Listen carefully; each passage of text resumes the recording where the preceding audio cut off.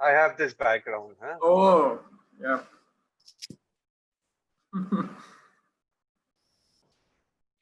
So how's the participation? Good?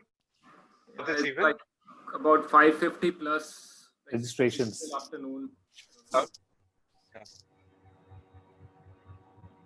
Good variety, a lot of diversity and multiple geographies also. Many from outside India. Okay. Hemendra, your voice is not coming out too clearly. I don't know, it's a problem at your side or my side. Raman? Can you hear me? Yeah, I can hear you loud and clear. Okay. Yeah, Hemendra is breaking a little. Okay. Hi, Shiv. Hi, Raman. Hello, everyone. Hi, Shiv. Hi. Hi. Hi, Ritu. Thanks for. Hi, Ritu. Hi.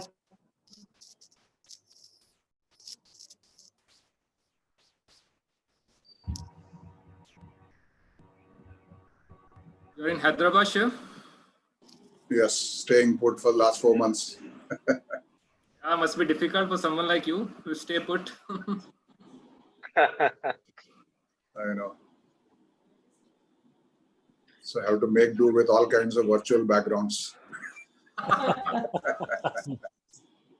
Transporting yourself.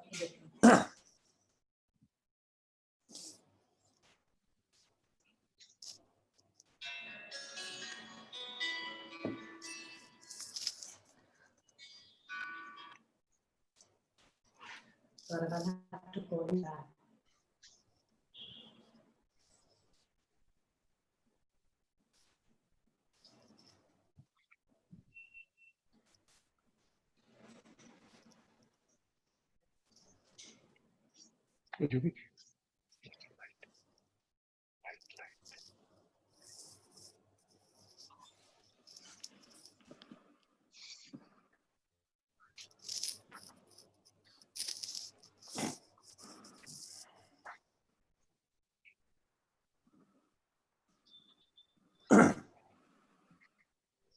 Hi, Harry. Welcome.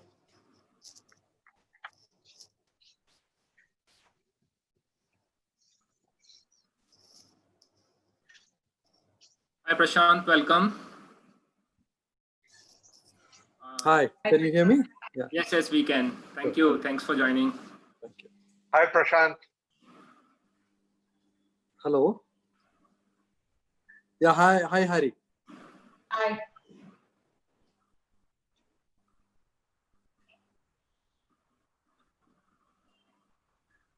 Just wait for a couple of minutes before we get started. We still have 5 minutes. Abhijit, my video is coming or no? It's coming. Yes, Raman, we can see you. Okay. Because on my thing, it's off. So I was wondering. Do you want to just test your screen share? Ritu, your audio is poor, huh? Do you want to test your screen share? Yeah, it's still to be enabled. So I think I'm a little too early, so I will leave the meeting here and rejoin you later on, and we'll follow you on the video stream. 5 minutes. Harry, It's okay. We're going to start very soon. Please stay with us. Harry, your video is coming. Hi, Hemendra. hi, Anil. Ritu, your audio is poor. Hey, Anil. Good to see you. Hi, Hemendra. Good to see you too. Hi, Harry. Hi, How are Anil. you? Hi, Anil. Hi, Prashant. Hi. I think I'm a little too early, so I will leave the meeting here and rejoin you later on, and we'll follow you on the video stream. Surely, Harry. It's okay. We're going to start. Please stay with us. Harry, your video is Your video is coming, and Anton, your videos, yeah, you're visible. Hi, everyone. To see you too. Hi, Anil. Hi, Prashant. Hi. Hemendra, can you see me? Yes, we can see you. Hi, Anjani. Okay, great. Hi, how are you? Good.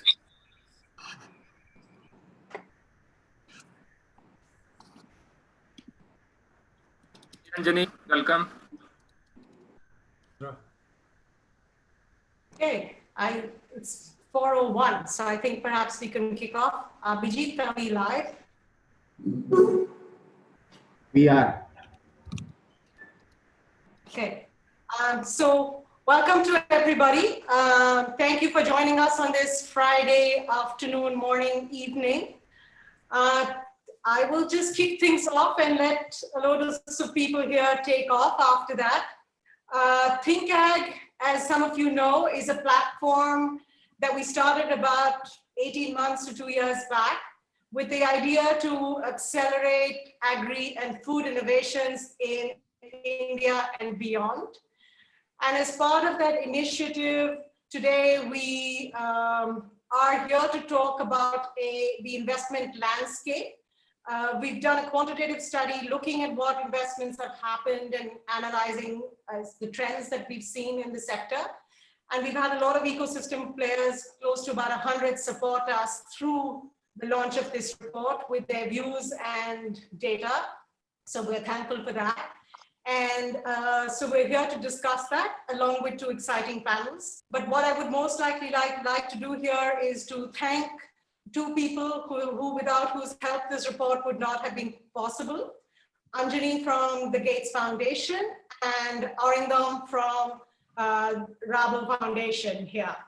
So I would want both Anjani and Arindam for you to say a few words as we kick this off. So Anjani, maybe I could hand off to you first to kickstart this.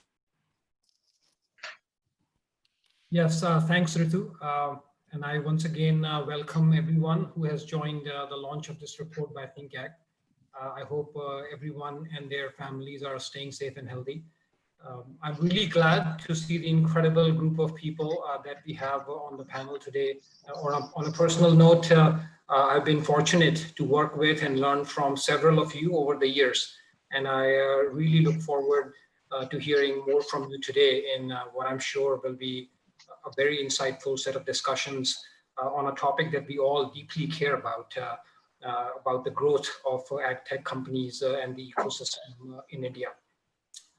I would like to take a moment and also express my gratitude to ThinkAg. I've been associated with the team in some form pretty much since inception. And it's heartening to see the growth of the organization under the leadership of Ram, Hemendra, Raman, Ritu, and others.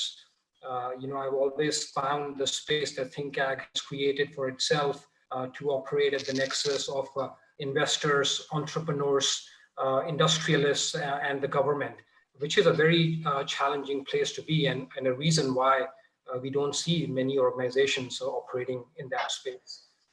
However, in ThinkAg, I have always found an approach that combines pragmatism with creativity, which is required to solve the most gritty problems that require all of us to work together. And I think it's that combination of pragmatism and creativity which is reflected in this report. As you will see, I don't want to steal too much of Raman's thunder, but some of the nuances along with the big picture messages that come out in this report, I found them quite insightful. I will mention, a few themes that I do think that I think about quite a lot, over the years as I have engaged in this sector, and I really look forward to hearing more from the panelists on those themes in the discussion. The first one of those is industry partnerships. Besides raising capital, the #1 area of support that startups reach out to me for is help in finding large companies to work with, whether it's on technology or scaling of businesses. Fortunately, today we have people like Shiva and Anil who have led the way in providing that platform for startups. So I really look forward to hearing from them more about how they are approaching this issue And also, what are the challenges that we as investors and entrepreneurs can tackle together to create a more systematic platform for ag tech companies to do that in India. And the second is around technology. I feel that in India, deep tech is a very nascent industry, and deep tech in agriculture is in some ways yet to be born. I think some of the we see that when we look at the pipeline for biotech companies or the current status of technologies like artificial intelligence, we have a long way to go as a country to mature, and hopefully investors and entrepreneurs together can create opportunities for us to grow from there. And lastly, I would say is that I also see a shift in mindset that is needed for all of us. Agriculture, I always think, is unlike any other sector, and it's in some ways we are missing the fundamental building blocks, like the strong farmer organizations, quality of extension services, market data, and in some ways, entrepreneurs and investors are ahead of these fundamental building blocks, and we need to rethink what is the role that investors, entrepreneurs, donors, and government can play, because the traditional view of fundamental blocks being created by the government and private sector comes and builds applications and business models on top of it. I think it will be a very long time if we wait for that traditional mindset to manifest in agriculture. With that, I would turn it back to Ritu, and I really look forward to the discussions today. Thank you.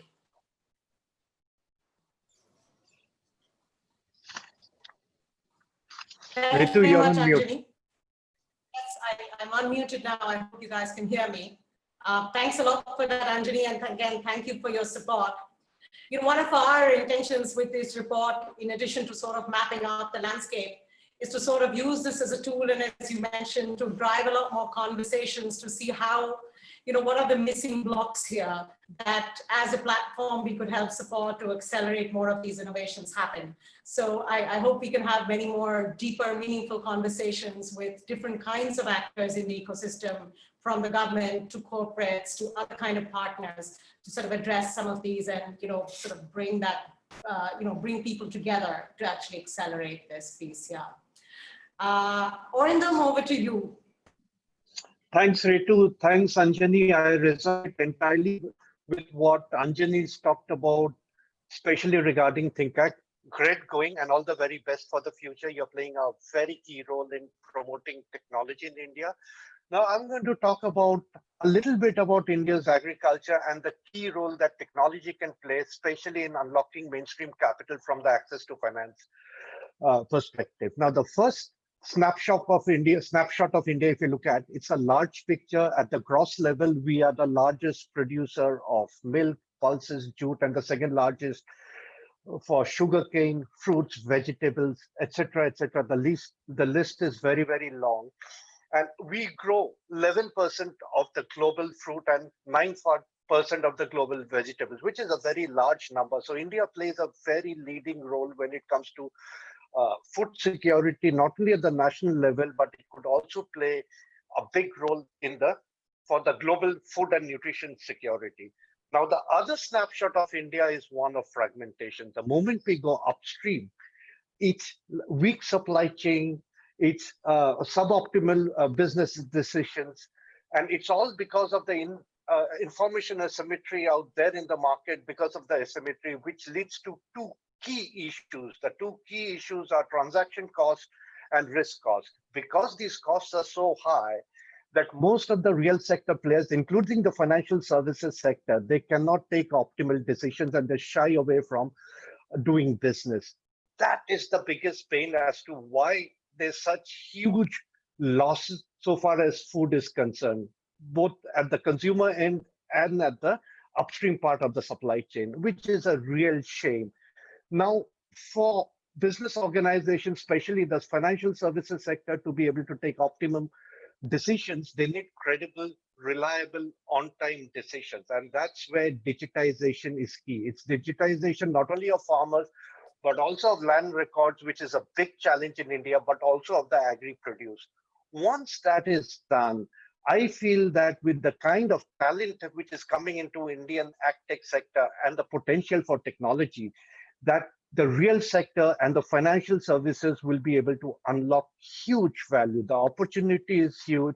And I can foresee that if all goes well, trillions of dollars of mainstream capital can be unlocked using technology platforms, whether it's a tech player, fintech player, etc., etc. So it's extremely important to be able to play the game well and to get all the ecosystem players together, whether it's the government, the development sector, and most importantly, the investor. And from an investor perspective, I guess there's a wide range of investors. Some of them are in the panel. Some of them would be patching in and listening to the conversation. I think, as Anjani mentioned, the critical investors would be the corporate strategic investment arms of large food and agribusiness companies and of financial institutions with whom Indian agtech players need to co-create solutions in a partnership mode and in a true collaborative spirit. That's going to be the game changer for Indian agriculture. And secondly, I see the potential for Indian agtech companies not only to be able to address some of the issues in India, but also to be able to move out to the other emerging economies because they face similar problems. It's because of the cost advantage that Indian agtech companies have.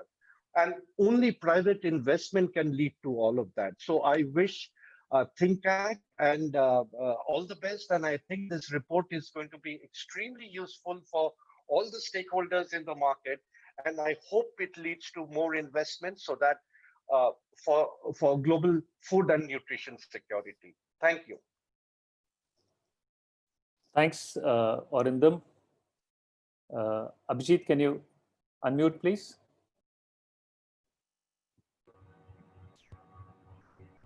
Yeah, I've given you the control. You can do it. Okay. Thanks, Arindam, and Anjani for setting the stage for a lively discussion.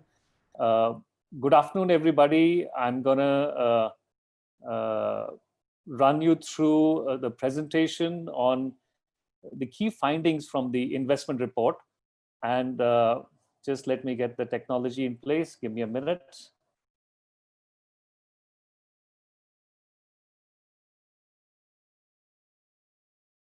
Okay, let's see if this works. Screen share. Okay. Okay, as Arindam said, the Indian ag opportunity is significant in its own right and also globally. Today the sector is about $450 billion sector, and the agtech responsibility is actually to mine this opportunity and create efficiencies and value for everybody. So with that as a background, over the next 15 minutes, I'm going to take you through some of the key findings and where we see the sector going forward. At the outset, I want to thank everybody. The development of this report has been the outcome of a collaborative process where many of you have generously given your time and your insights. As with any document, the ThinkAg team takes onus of the gaps and errors, and we hope to be able to improve on them with your feedback and support. And we believe that this is the first of its type, and we will be coming out with more of these as time goes by. Indian agtech sector is poised for a robust growth on the back of intensive efforts of the past 10 years and more in the last 5. And the opportunity lies in impacting the outcome for about 140 million farmers, 85% of whom farm on less than 2 hectares. As you can see, currently, the agtech sector is reaching out to 10% of those farmers one way or the other, directly, indirectly.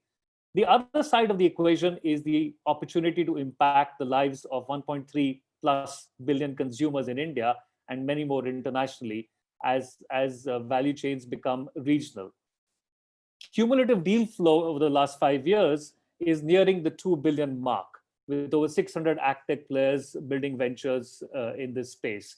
So clearly a very positive development, and the last 5 years have taken pace in a rapid way. While investments have been down in the period of 2016-17, they've come back with a bang in 18-19. Deal sizes have also stabilized, with most deals happening between $1 and $5 million, which is a clear indicator of the underlying confidence that investors have in this sector. I just want to reiterate that the investment report has taken primarily an investment lens, but over time, this could also be sliced to look at the other dimensions of the sector. Indian agtech players have shown tremendous drive to catch up with the global peers in attracting investments. This is again a healthy sign of the rapidly maturing sector. In many ways, this has also mirrored the development of the Indian IT sector, which we quickly caught up what the international players were doing. In our report, we've attempted to categorize the agtech sector into 7 streams. This typology addresses a range of offerings of different agtech companies. I think it's important to note at this point that the nomenclature will evolve as the offerings become more nuanced and the overall sector maturity levels increase. So downstream agtech has garnered the maximum deal values, and some of this is linked to their consumer play. Players like Ninja Card, Jumbo Tail, Waycool, Fresh to Home, Milk Basket, Big Basket, etc., are comprising this downstream agtech category.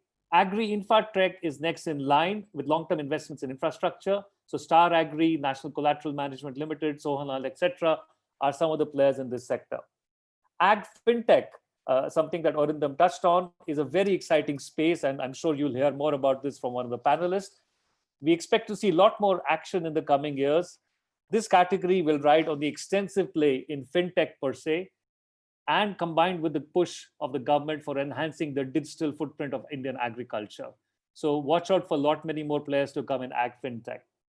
Precision Ag, which is at the same level as Ag FinTech, is probably the most talked of and has attracted similar investments. Companies include Cropin, EM3, Stellabs, Intello Labs, AgNext, etc. Upstream Ag will find growing acceptance as many of the established corporates in the input supply chains re-engineer their distribution networks in the post-COVID scenario. So players like AgroStar, Big Heart, Gramophone, AquaConnect, FarmHeart, etc. are some of the players in the upstream ag tech. Ag automation and ag biotech, just reflecting on what Anjani said, this is really where a lot of growth is expected down the line. As Indian agri supply chains start to get more aligned.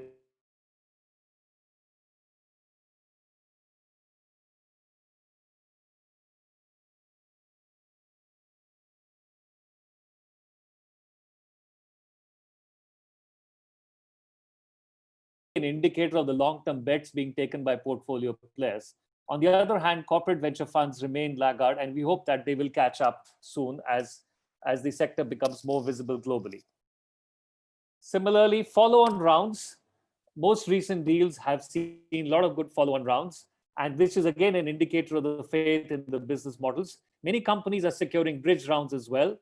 This probably is a via media to sharpen their business models in anticipation of a larger round. The 2019 data is indeed very encouraging with the follow-on deals. Business models of Indian agtech players, they are certainly sharpening their India-centric business models. They've shown tremendous agility in adapting to the long value chains that Arindam mentioned in the beginning, recognizing the challenges to reach out to the over 120 million smallholder farmers. The agtech players have adopted hybrid routes like B to B to BF, business to business to farmer. Full stack offering is seen as a necessary condition to be able to attract the farmers, and it helps in mitigating the cost of servicing the business. Some of these players have also scaled beyond Indian borders and have significant presence now across many continents, including North America. The companies listed here are just indicative, and you'll find many more names in the report. The accelerator incubator space in India has shown a rapid growth over the last 5 years. The names that you see here are just a few, and there are many more out there who've quickly adapted their programs to focus on the agtech space. This is indeed good news for potential investors in this space. Each of these incubators put together are generating a pipeline of over 100 agtech startups every year. And ThinkAg will be working very closely with each of these incubators and accelerators over the coming years. So what have the investors said? In a ThinkAg survey with investors, both in the financial side and also the corporate side, investors have been very bullish, especially the financial investors. 90% of them have said they will continue to invest in 2020. And while the corporate investors are really half and half, they are waiting for the right opportunity to come up. But we believe that as the corporate sector reforms their supply chains in the post-COVID scenario, they will lean more and more on the agtech sector to support them. And finally, what does the future portend? Agtech continues to show a promising trend in the coming year, in this year, as well as in the coming few years. The first half of 2020 has been challenging, and this should remain the dominant theme for the foreseeable future till there is a vaccine available. This has not deterred investors. We saw 10 deals in the first 6 months, valued at over 75 million. The sector will also see a lot of tailwinds in the coming years. COVID has accelerated digital adoption across the board, and this has its positive impact on agtech as well. Seeing the resilience of the Indian agriculture sector during the COVID period, the Indian government has announced a slew of reforms and financial support, long-term financial support for the development of value chains. It will be important to point out at this stage that 96% of Indian food supply chains are in the private hands, and therein lies the real opportunity to deploy technology. I'm going to stop here and thank you for your patience and hand this over to Hemendra to take it forward in the panel discussion. The report will be available on our ThinkAg website. Thank you very much. Thanks, Raman. Thanks, Raman, for a great summary and a terrific start. So we'll get started with the first panel. The topic of the first panel is scaling tech investments in India. Before I get the panelists into the discussion, let me just set the context of the panel. The investment report clearly says that tech solutions have touched about 14 million farmers in India. And there are estimated about 140 million to 150 million farmers, right? So I think the penetration level from an agtech solution perspective for farmer is about 10%. Although 14 million is a great number, given the fact that agtech is a very nascent sector, but having said that, there is enough room for growth, right? So the big question is, how do we improve adoption of agtech solution, and which essentially means scaling the kind of work the 600 agtech startups are doing in the country. And that's where the innovations, be it business model innovation, technology innovations, digital solutions come into play, right? If you look at the number of internet users in rural India, they're about 300 million as of today. And I think it's a matter of time, maybe 2 years, 3 years. I'm sure that number is going to go to something like 600 million, right?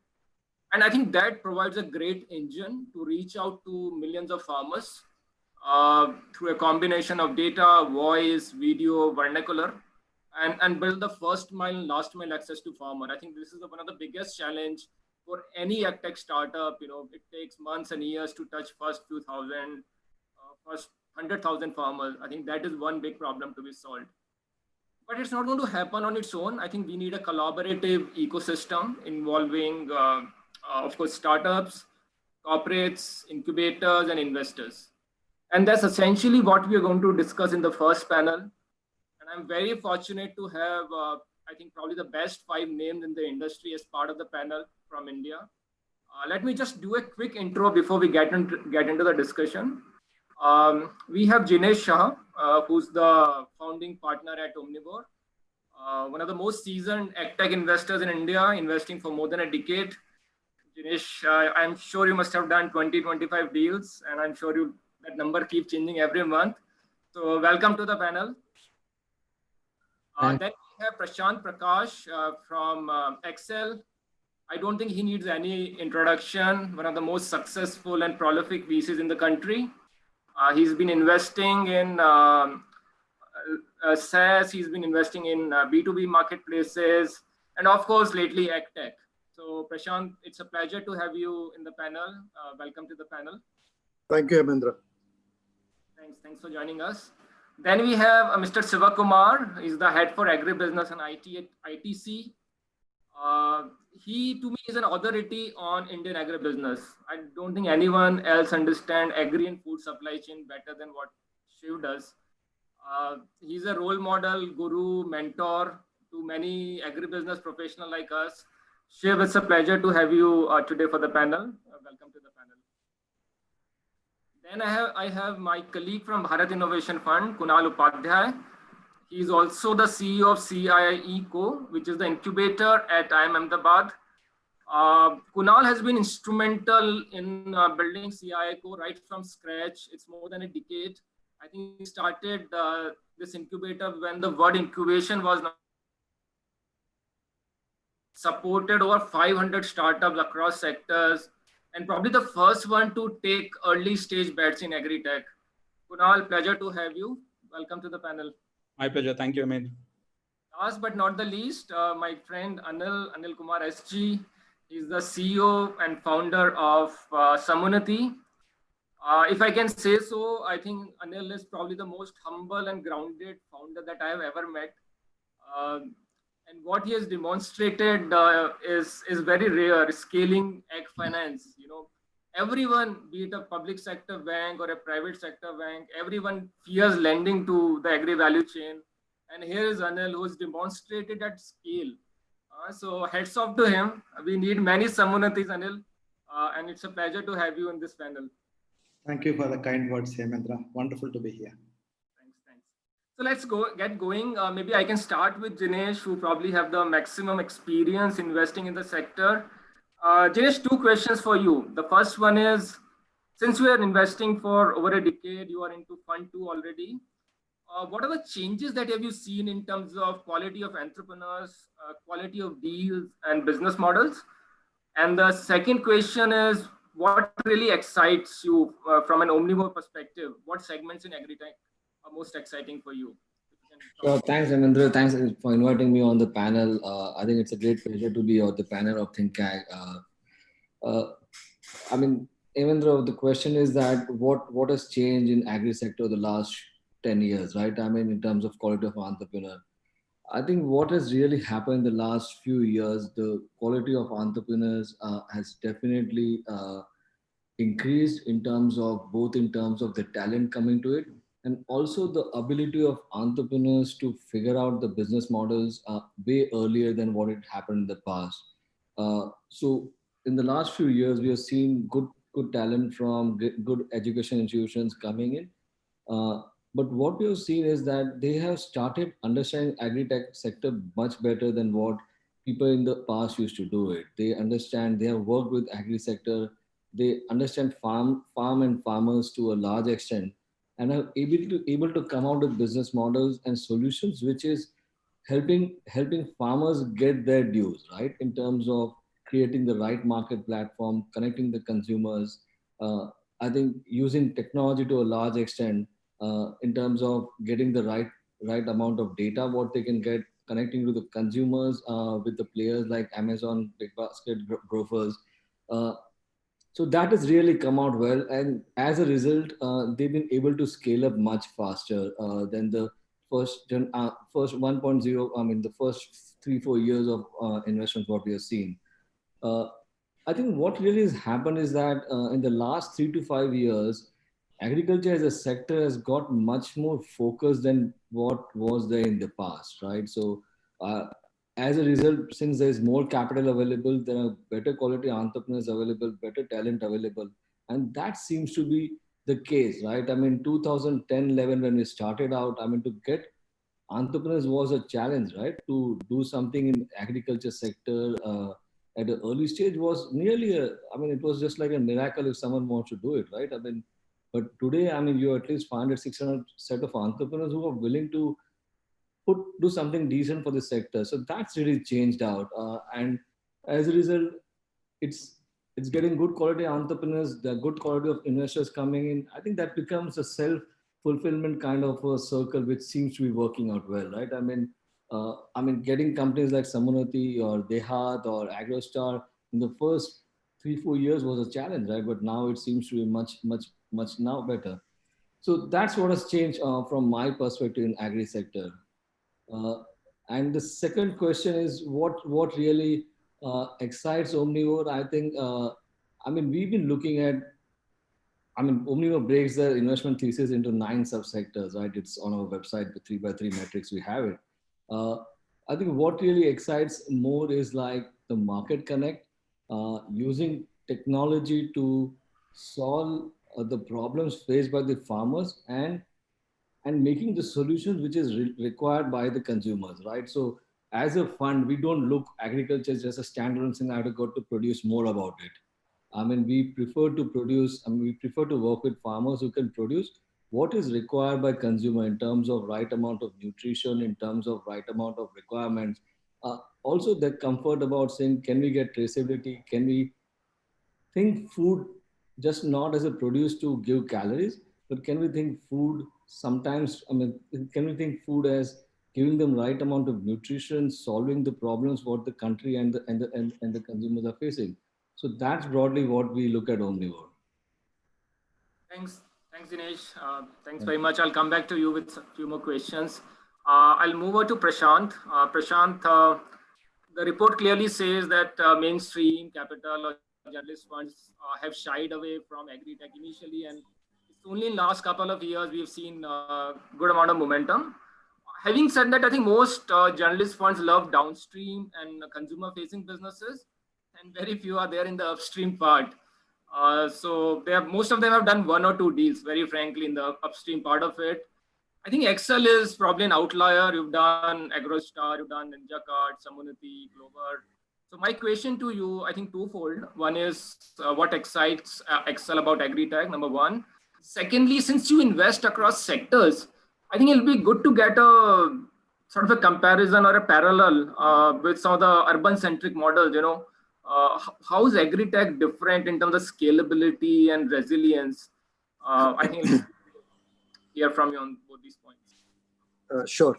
Thank you, Hemendra. Thank you for having me here on this panel. So about 4-5 years ago, you had the e-commerce sector kind of peak, the urban e-commerce sector.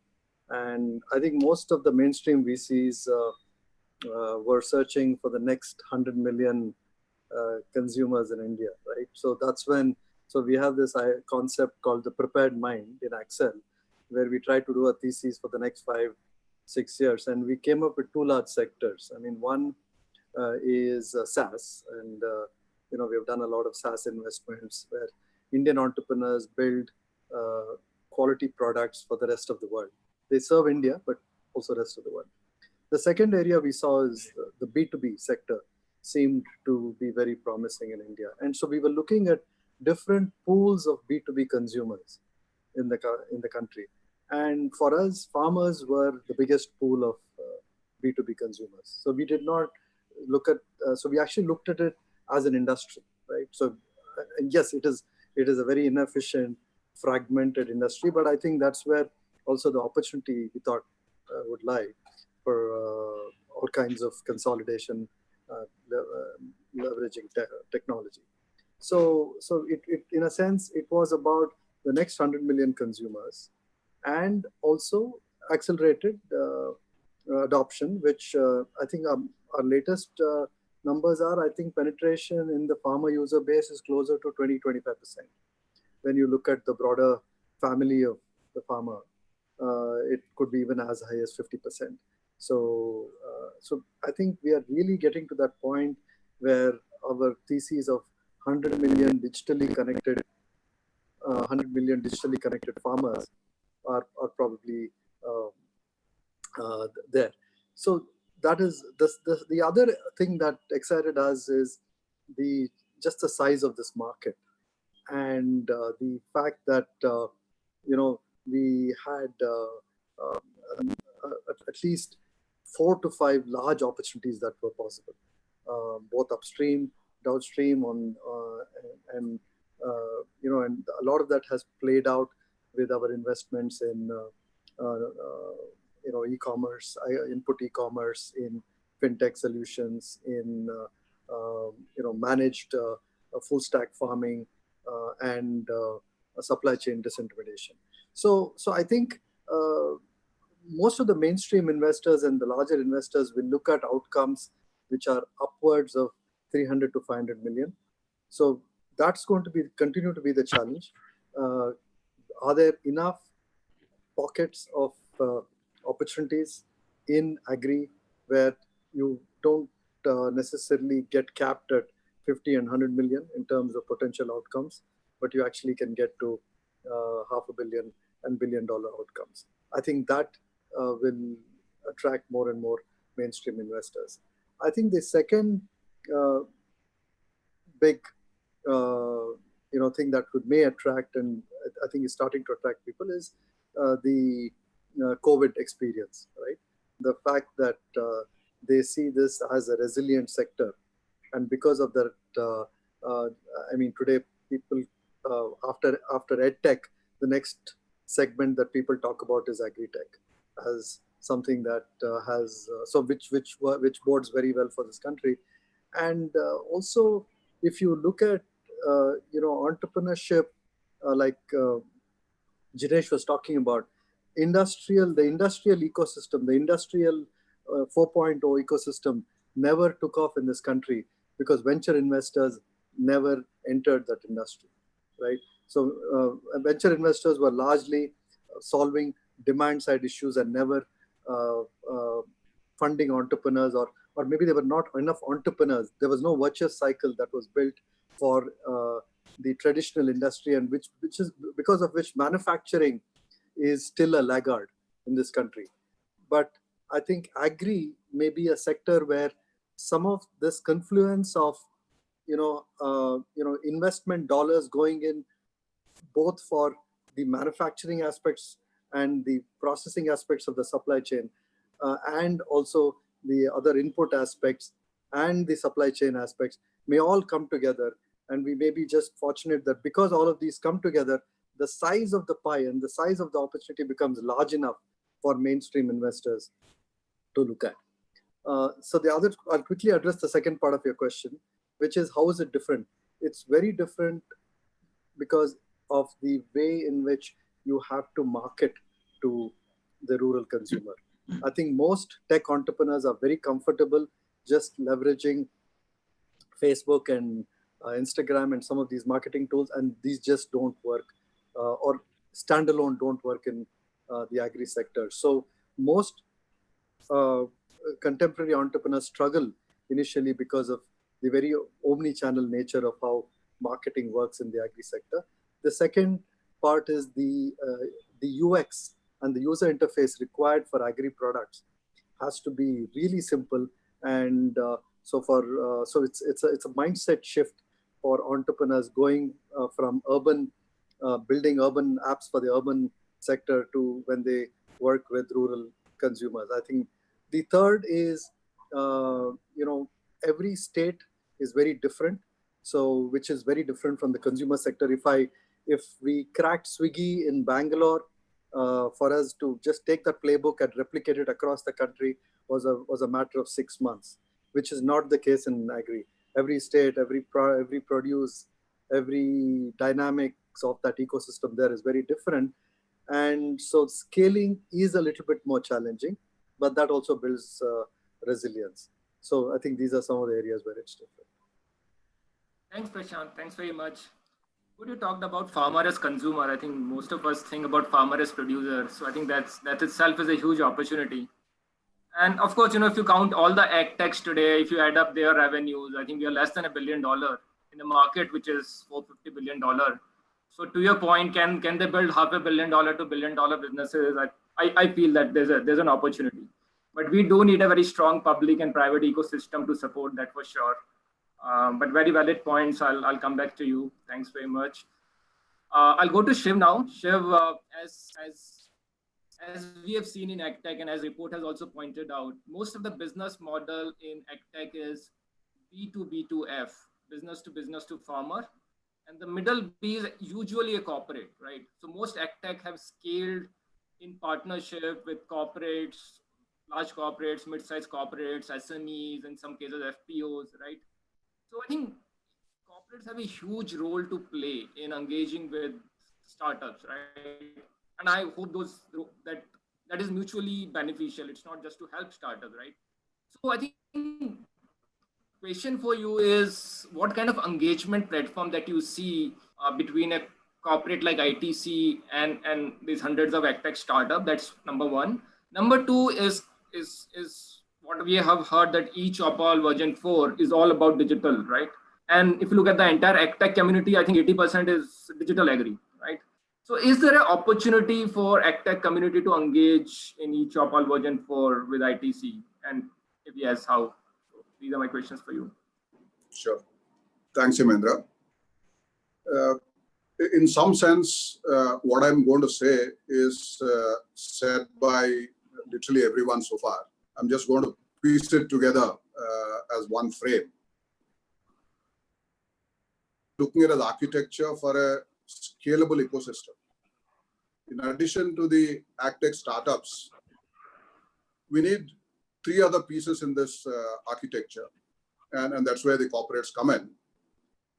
You need to integrate these solutions.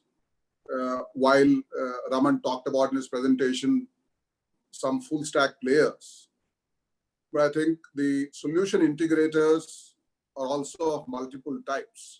You have a pure tech, or you have the value chain players, and so on. So solution integrators is another piece of this ecosystem that is very essential. The third piece, again for a scalable architecture, is what I call a foundational database, which can very largely come from the government, while obviously many private players also can bring in. But in terms of unique identity of a farmer tagged to a land record, soil health, much of this work has been done by the government. Therefore, how do we get them as a foundational database is the third piece in this architecture. And the fourth is really in terms of a hand-holding mechanism on the ground, so that the farmers participate in the digital piece. Whether it is a village level entrepreneur or it is in the form of an FPO, in whichever form or shape it can take, different crops in different states will have their own models. So putting all these four together is what we need to see as the ecosystem. So there is agtech startups, there is solution integrators, then there is a foundational database, and then there is on-ground hand-holding mechanism. So when all these four come together, you actually should call this a phygital ecosystem, and whatever other names you can use for phygital. The more you just focus on digital, I think you'll have more problems, because the delivery mechanism of translating an idea or a tech solution into more income in the hands of the farmer is not going to be easy. Similarly, whether you, like Jinesh said, you look at what a consumer wants and how do you get a farmer to produce and how do you create the whole traceability along the chain, all of this requires this integrated phygital ecosystem. So that is the context in which the corporates can actually play a role. Among other things, the solution integration is the area, and then enabling physical infrastructure on the ground with the farmers. These are the two pieces in which the corporates can play a significant role. And I mean, obviously, through eChopal 4.0, we are putting our foot where our mouth is in playing this kind of a solution integrator's role. We do three things with a host of startups. First is, of course, refining the tech solution and make it relevant for the farmers. Many of these are good tech ideas, but how do you translate them, whether at the farmer end or similarly at the consumer end? We engage with many of the startups on the consumer end also. So therefore, how do you really refine the model in a manner that in that B2B, B2B2F that you talked about, B2B2C in the other end of the chain, how do you translate them into real value for the farmer or the consumer is one role that we enable by working together with these startups and the farmers or the consumers at the other end. The second, quite often where you already have a good tech solution that can also deliver a result, the business model as to how do you capture value is a challenge for many players. Think the whole value chain and see in terms of where do I plug in my solution, how do I create points where I can actually capture value. Am I charging the B interface in between, or am I charging the F directly, or am I actually getting a cross from a third party altogether? Do I need to give something free to get something later? Do I need to establish something in the beginning? All of these that the world has gone through several times over in the last 25 years, obviously need to be adapted to this context, because we are living in distorted markets, because many of the services and products to the farmers are free of cost or subsidized cost. So how do you create business models in a distorted market is another issue. And business models are very different. Like already Prashant pointed out, every state is different, every crop is different. You decoded one place doesn't mean that you can just apply that everywhere else. So therefore, that is the other piece that we engage with the startups to be able to refine. And the third piece, finally, those who cross through these two stages is actually taking them to the market. That you provide the outreach so that you actually are engaged with all of them.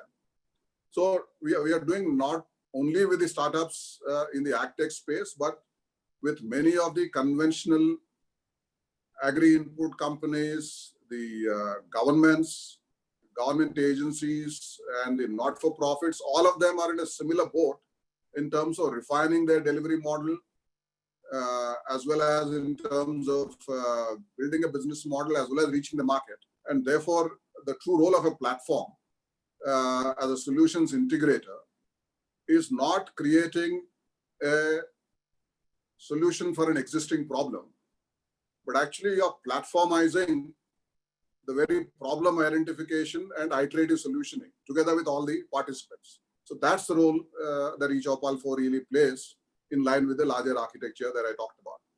So that's what I have for you. Thanks, Shiv.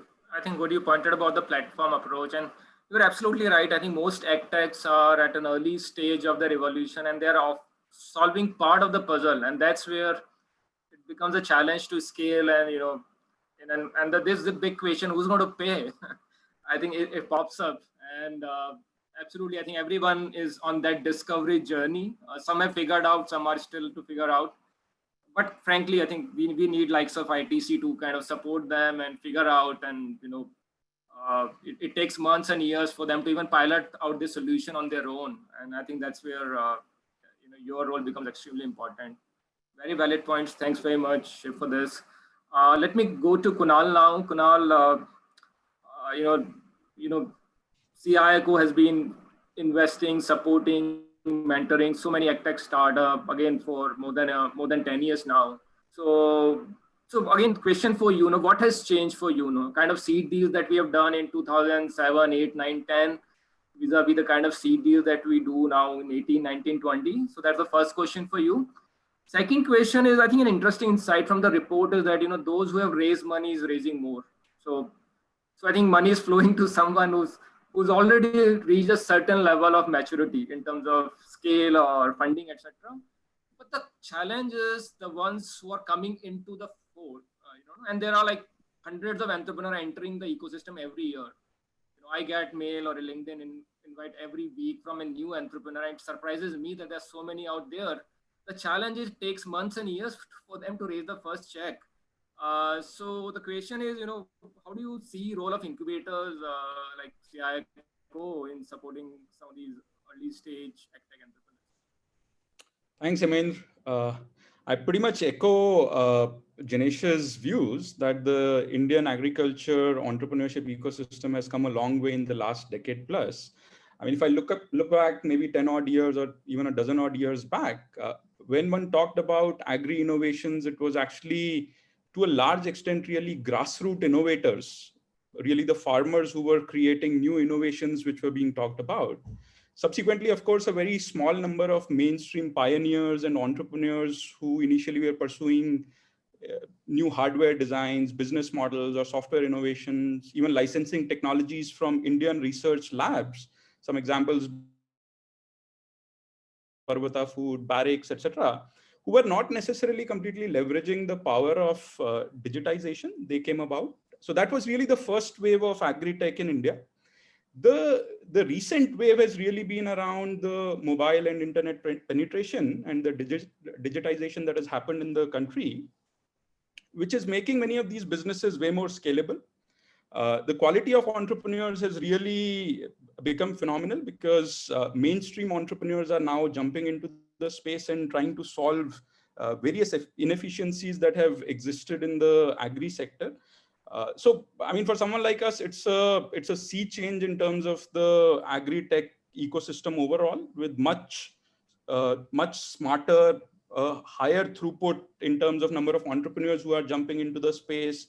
The quality of ideas is much larger, and the market size of the problems that they are trying to solve is way bigger than what people were looking at 10 years back. So that's a significant improvement that has happened overall in the quality of the deals and the number of deals that are coming to us. Now, on the second piece, which is, I think you rightly pointed out, we are seeing a certain sub-segment of the entrepreneurial ecosystem within the agtech space receiving a lot more funding.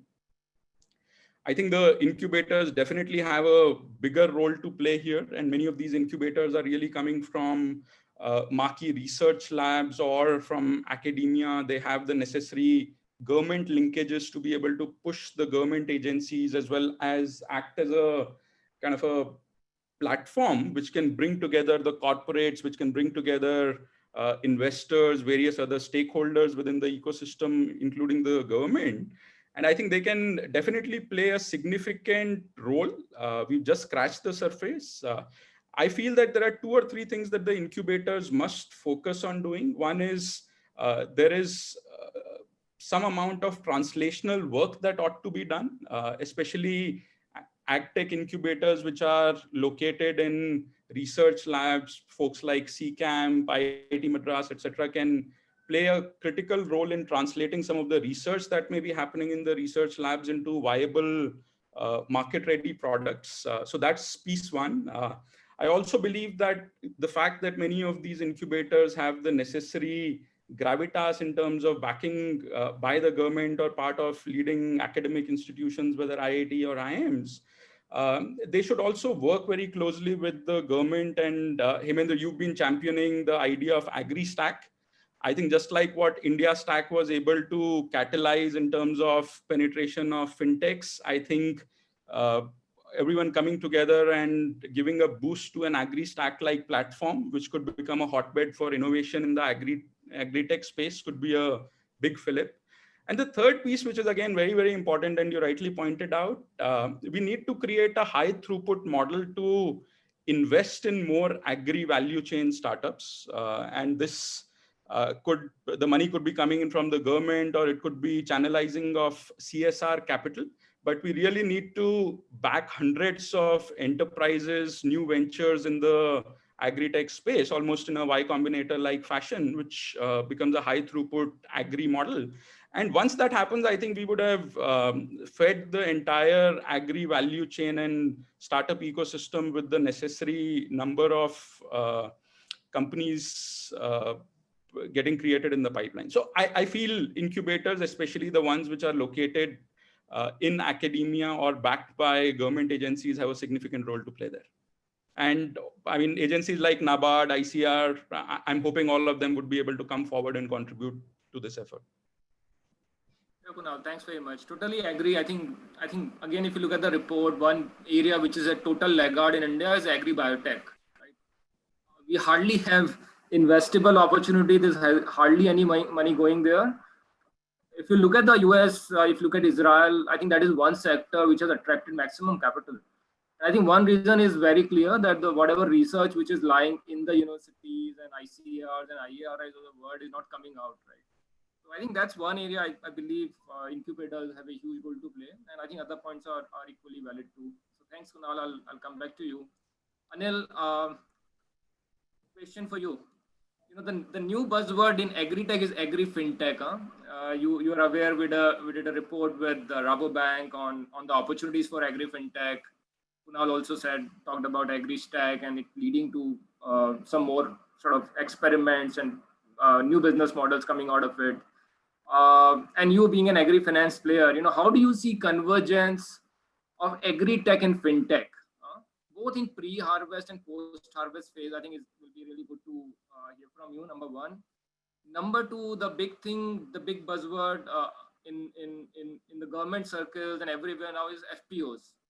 I think government is going extra mile to build farmer producer organization. And you are someone who's worked so very hard, and probably you have the best database of FPOs in the country. How do you see FPO as a route to scale for a lot of these agtech startups? So these are the two questions for you, Anil. Great. So let me start before the fintech piece as to how a traditional approach to agriculture lending has been from bankers like me, because I started my debit credit journey with one of the nationalized banks.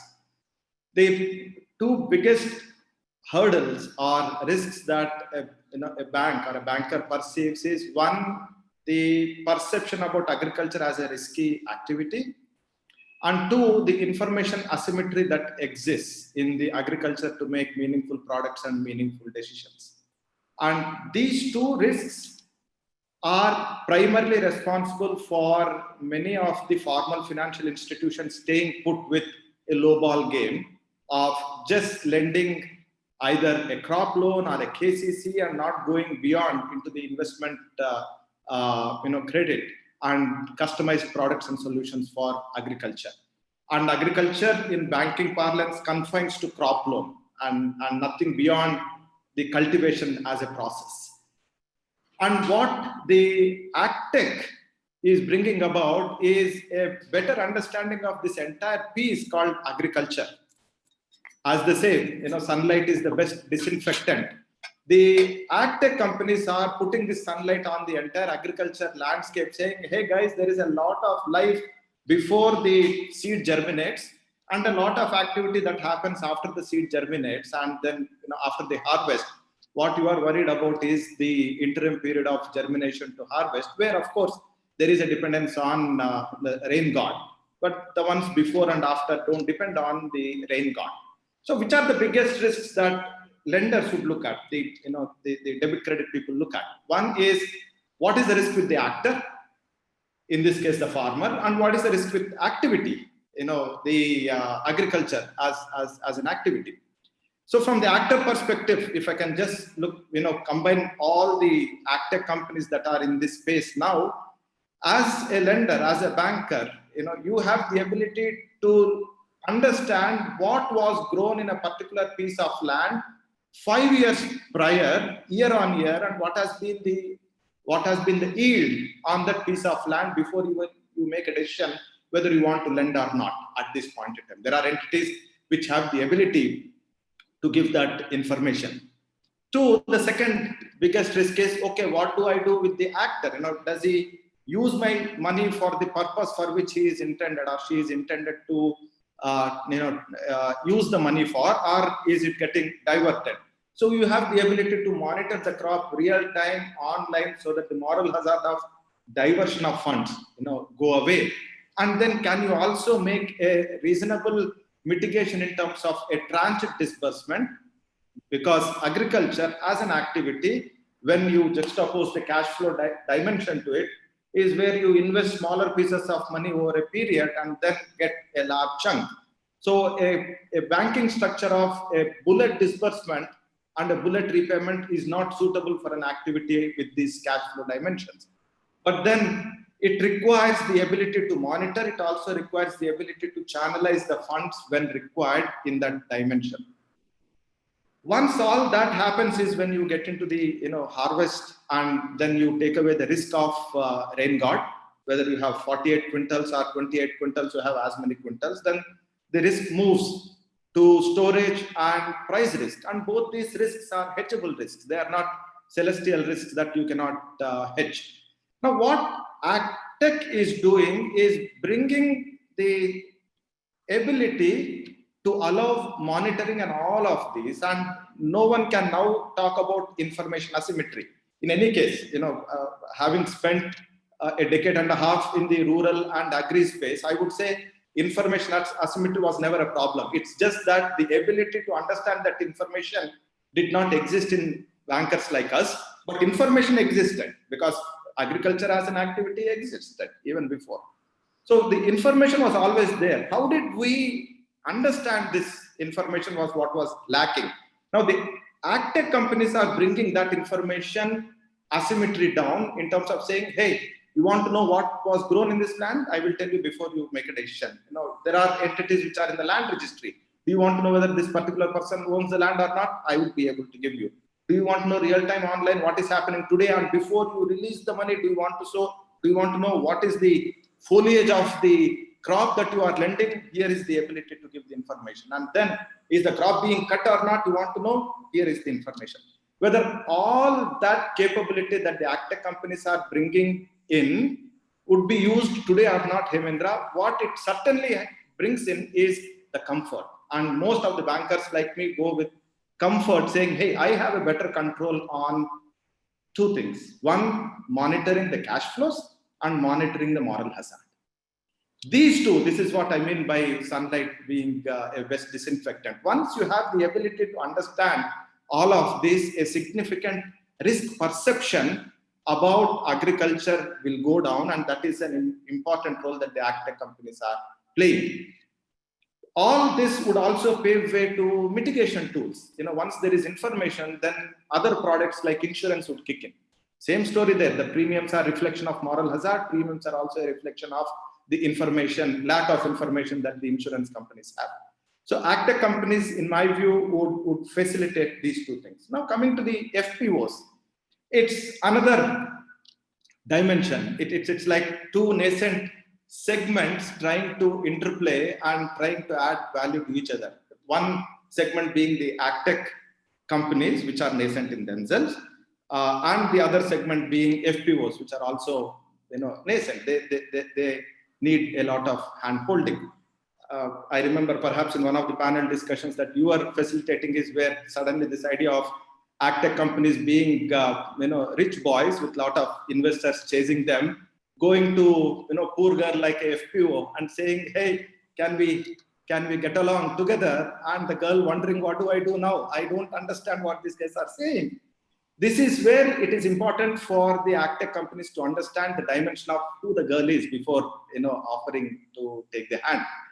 Can this segment, FPO segment, understand what the offering is? Number one. Two, do they have the ability to pay cash for the services when they don't have cash?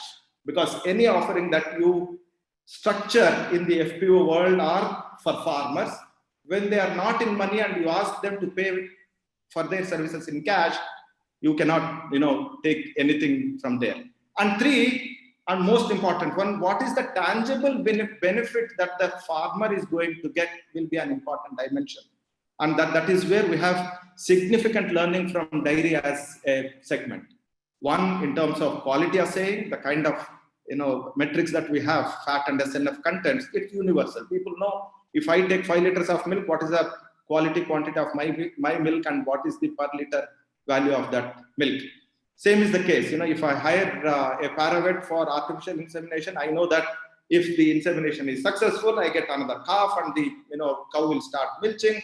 If I don't, I have to get one more done, and it is about 150 rupees per effort in terms of the paravet fee, so on and so forth. The agtech companies have to demystify their offering from the tangible benefits that are going to accrue to the farmers to that dimension, and then align the incentives to be able to make their offering valuable to the FPOs and the farmers. Or else, forever it would be esoteric for the farmers. They would not understand what it is. These guys would have fallen in love with their offering because naturally there would be a lot of value that they bring to the table. But how do we make both these meet? And there again, entities which are in the lending space have an important role to play. Can we structure products and services which foster unlocking of the potential to lend by using either ability to monitor or ability to mitigate? And that's where agtech companies play a very important role. I pause here. Thanks, Anil. And I totally echo your point. Yesterday, we were on a call with an MD of the largest bank in the country. I can't name it. But he said we want to work with agtech companies providing end-to-end solution. Farmer onboarding, disbursement, utilization, risk assessment, and recovery. And then we said, sorry, we don't have anyone who's doing end-to-end. So the challenge that they have thrown to us, guys, get us those 5 guys who can do it independently, make them work together, and we are there to help them. So I totally agree on that point. On your analogy of rich boy, poor girl, I totally agree. I think both ecosystems are very nascent, both FPOs and agtechs. And I think culturally also very different. How to take a solution from Bangalore to a Khammam is always a challenge. And I think that's where we need Kazis like Samunuti or an ITC who can bridge that gap, who understand both sides of the story. So I think clearly you guys have a role to play. Okay, so let me go back to Jinesh again. Jinesh, one big elephant in the room, which I think which we face all the time when you talk to your LPs, we talk to our LPs is when is the agtech ecosystem going to see successful exits? So any sort of remark, any comments from you, given the fact Yeah, you have been investing so long? I think this is every GP who is in the agri space will have the question from the LPs, right? So I think, to be honest, look, Indian VCs took nearly a decade to get a first genuine exit, right? I mean, we had smaller exits here and there. I mean, agri-tech ecosystem is maybe 5 years old, but we have seen some companies which have started scaling up, creating a differentiation, and are now standing on their own, right? I mean, Samanother is one example here, right? Your Dehat, your AgroStar. I mean, those are companies which are genuinely there, arrived at the scene, they are proving themselves, and there is a value add you're creating around it. So I think it's just a matter of time that we're going to get an exit. I think LPs also understand the same because agri, unlike a tech sector, doesn't uh, cannot grow the way the tech sector would grow, right? Because in agri, you have 2 or 3 crop seasons, except dairy and poultry. I mean, there are not more than 3 or 4 transactions a year you do it, which happens around it. So any investor in agri understands this nuance, and they are slightly more patient than the other LPs, traditional LPs.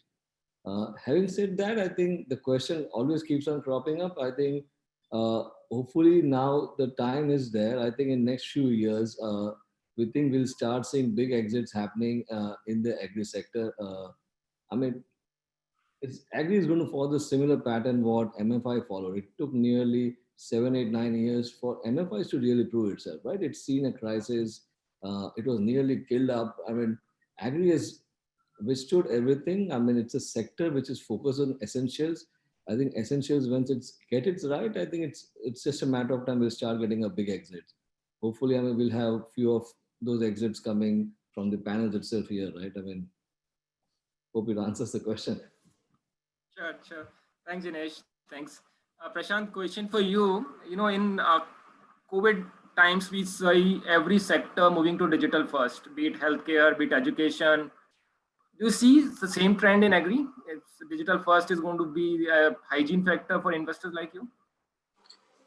Actually, not so much, Hemendra. So agri is slightly different. And the more we see our startup scale in this, the more we see the importance of operational chops. It's a very funny sector. You need tech as an enabler. So without tech, you cannot scale, but you can't be digital first only and lead with tech. You have to lead with operational excellence. And that operational excellence requires you to invest in technology. So I think I think this is always the case. And when you have a new sector where everybody's talking IoT and everybody's talking precision farming, there is a tendency to say, okay, you know what, that's where the opportunity lies. There is some opportunity there. It does have a role to play, but that's not where the money is, unfortunately. So I think you got to be careful as to where digital first helps. I think digital first helps in how you engage with the farmer, right? So for information, for getting your farmer intent figured out, and also for to be able to have a sticky relationship with the farmer. You cannot do that without having some form of a digital platform, right? So there is importance of technology for that. But that said, you still cannot be digital first, like I mentioned previously, right? There is no large scale agri startup in India which does not have a reasonable amount of still call center support, right? If your penetration is 20% or 25%, you have to get to enough scale in the market. What do you deal with the remaining 80% of the farmers? You got to support them. You can't lead. The other important aspect is, I think there is a lot of innovation possible in how you render technology to the farmer from an usability perspective. I think there is some amount of innovation. So take, for example, urban Kirana app like Kata Book. Why did Kata Book maybe they're still not monetizing, but how did they get 50, 100 million consumers, right? Because it was so dumb and so simple to use. So I think really more than being digital first or leveraging a lot of high tech, I think it's about dumbing down technology, and it's about realizing that technology is required more as an enabler, and technology is required to actually make your operations scale. So it's actually relooking at how to leverage technology is, I think, more important than being digital first. And I think that's also what we have seen even during COVID. Absolutely, Prashant.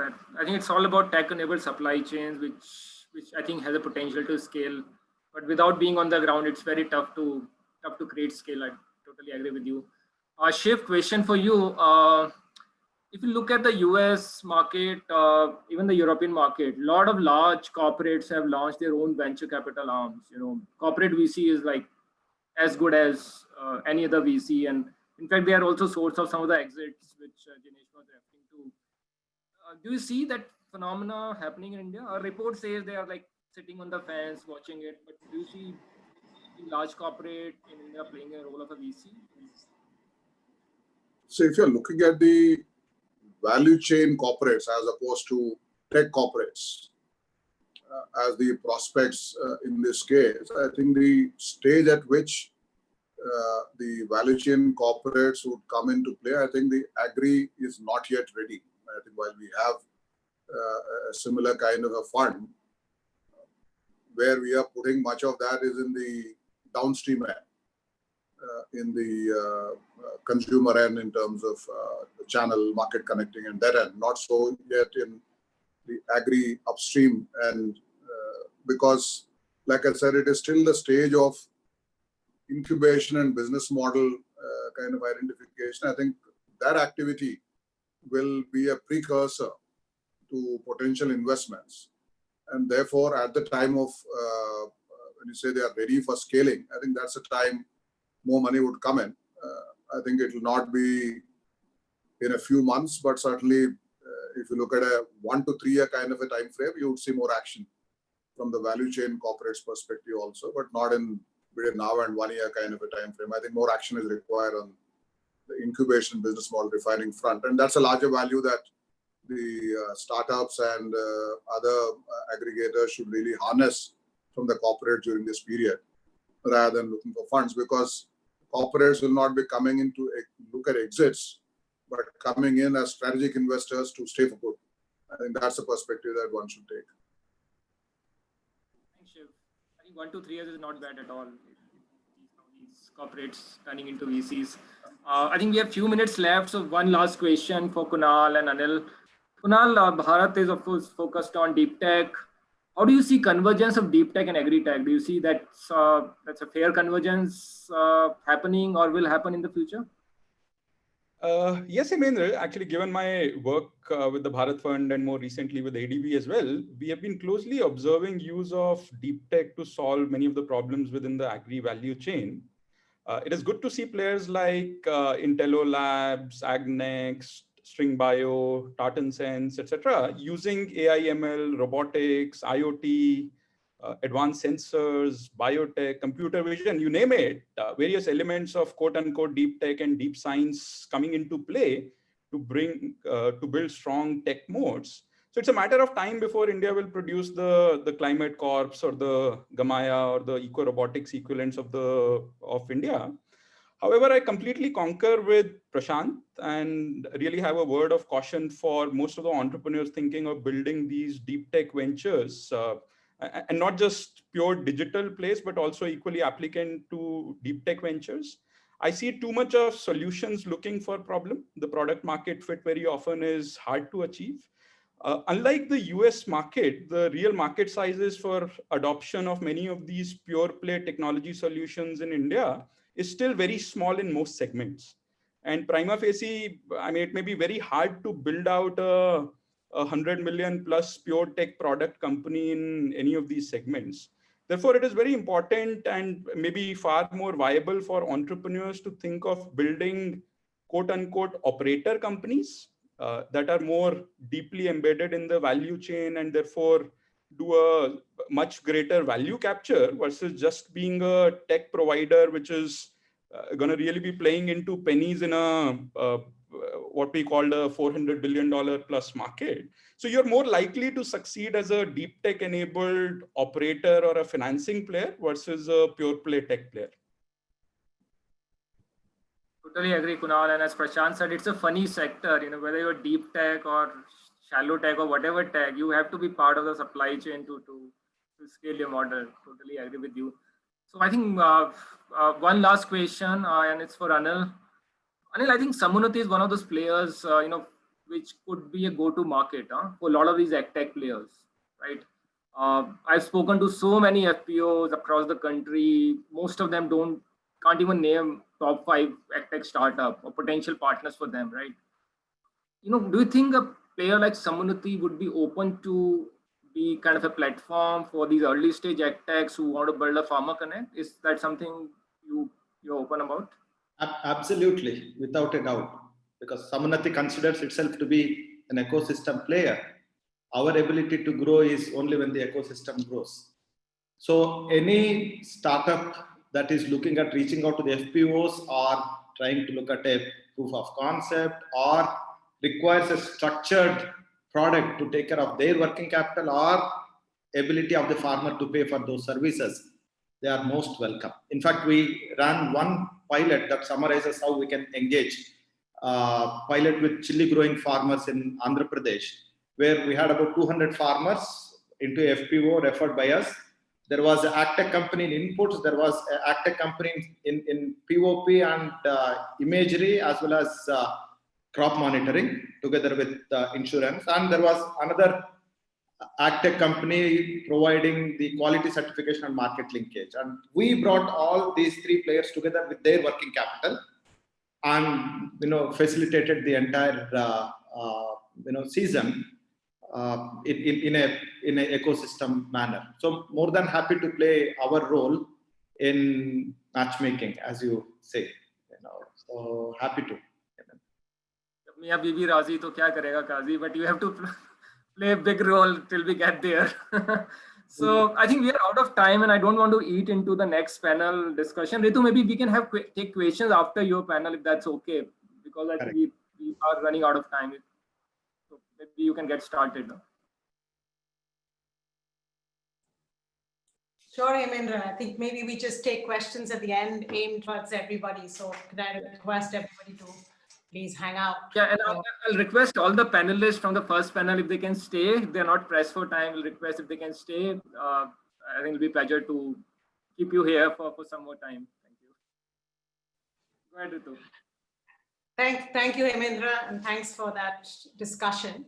I just wanted to, before I step into the second panel, Abhijit, if you could just flash up on the screen the link to download the report. Given that there are a lot of queries on the Q&A panel, that would be great. So people could get that link recorded.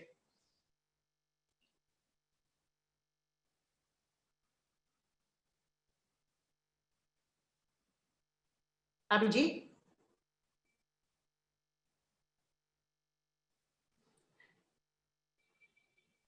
Okay, maybe we do this at the end of this panel.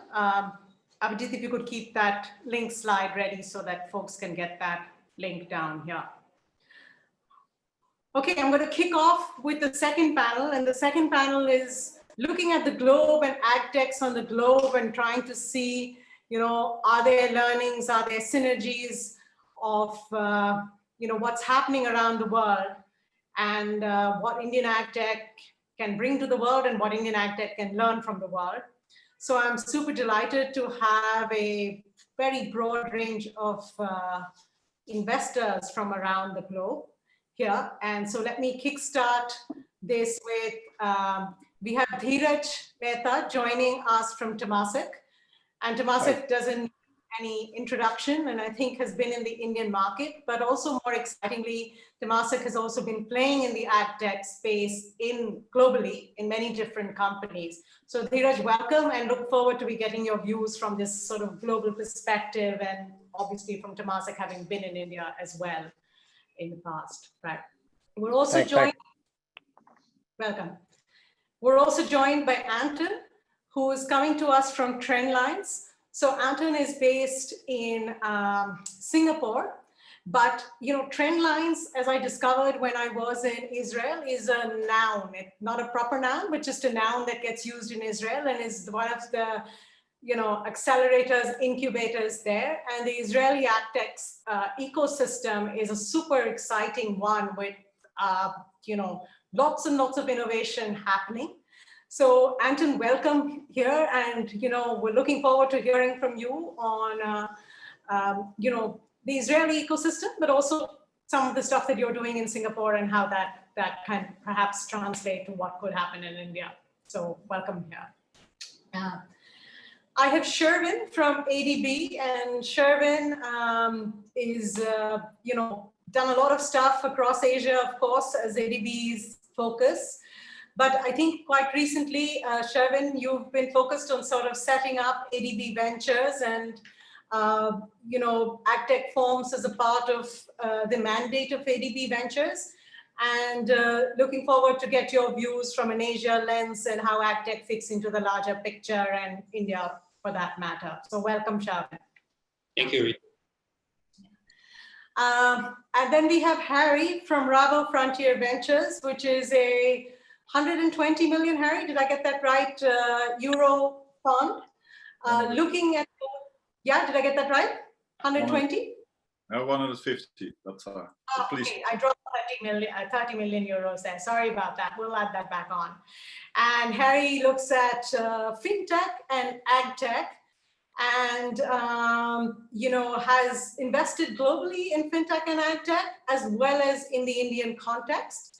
So Harry, we'd love to get your views from that perspective, and especially you heard a lot of us talking about fintech in the previous panel, and your views on that would be welcome. In addition, I think, Harry, you're bringing the perspective of coming from a corporate that's investing into startups. And we'd love to sort of explore more of how that could happen in the Indian ecosystem. So any learnings on how you guys take a look at it is something that we're looking forward to. And last but not the least, we have Peter here, and Peter is coming to us from IFC.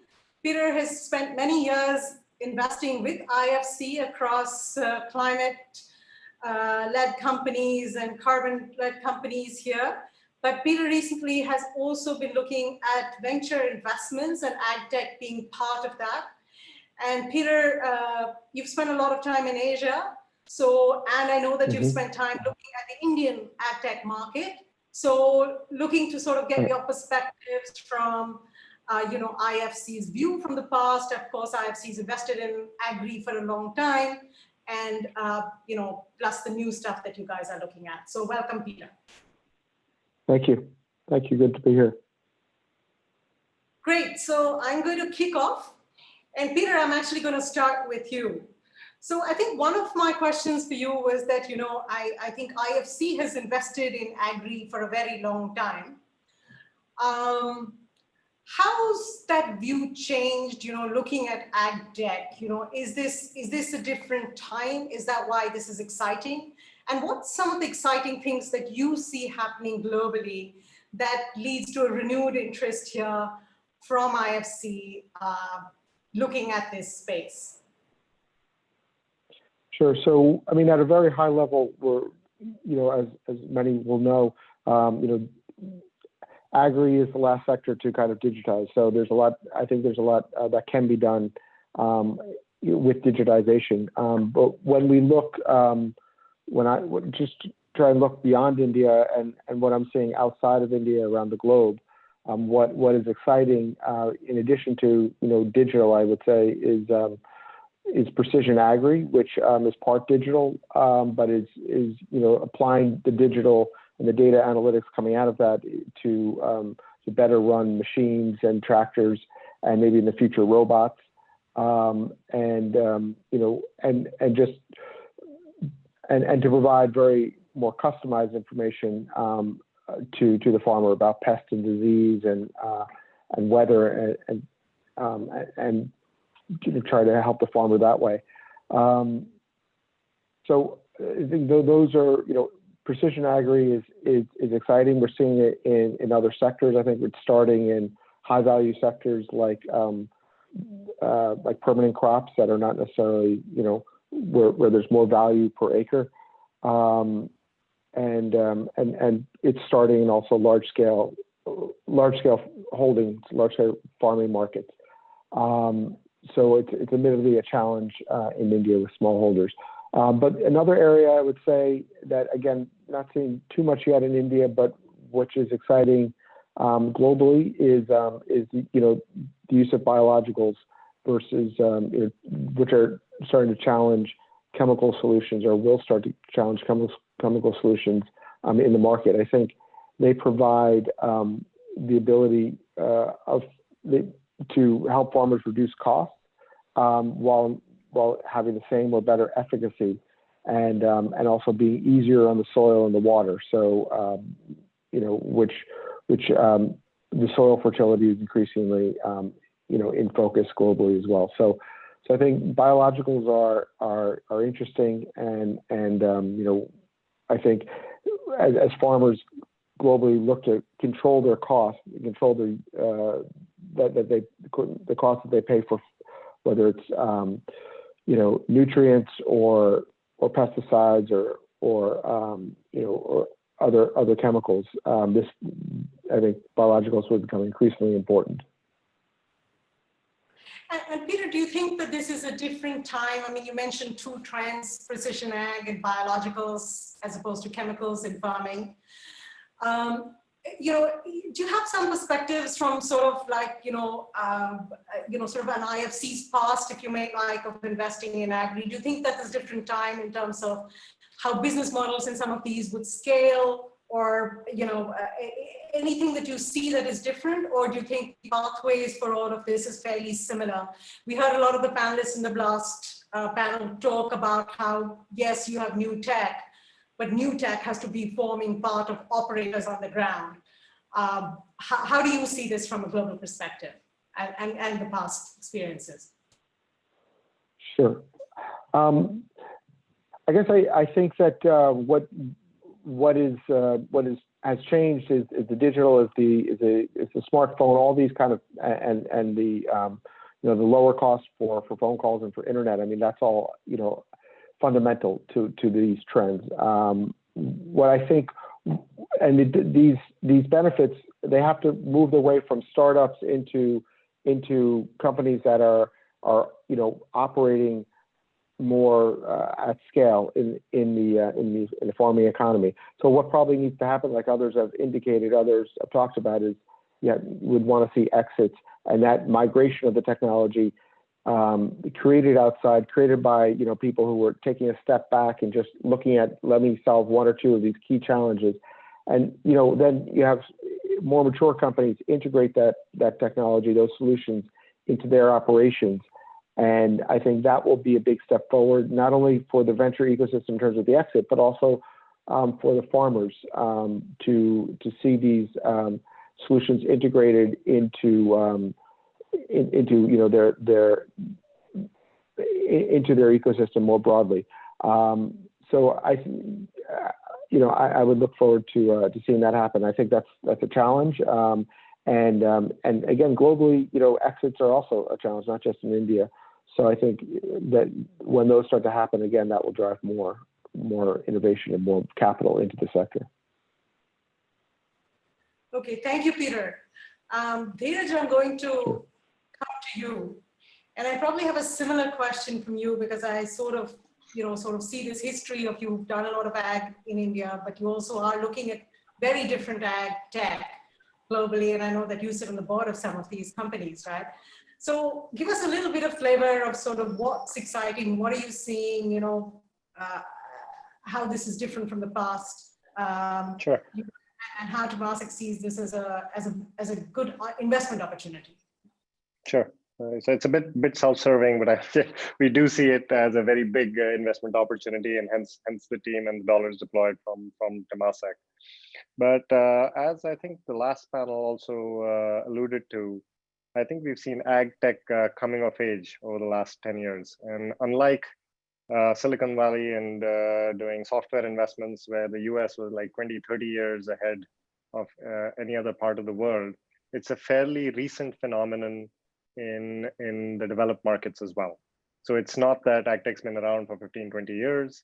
I think it started garnering far more attention when you had a few large exits, like Climate Corp was amongst the first ones, which was pretty large. And then you had Blue River, but by no means does it mean that those were the only ones. I think that the last 10 years spurred a lot of innovation in the sector, and people kind of paying more attention, both from a capital provider point of view and from entrepreneurs who saw this as a large enough industry which was ripe for disruption.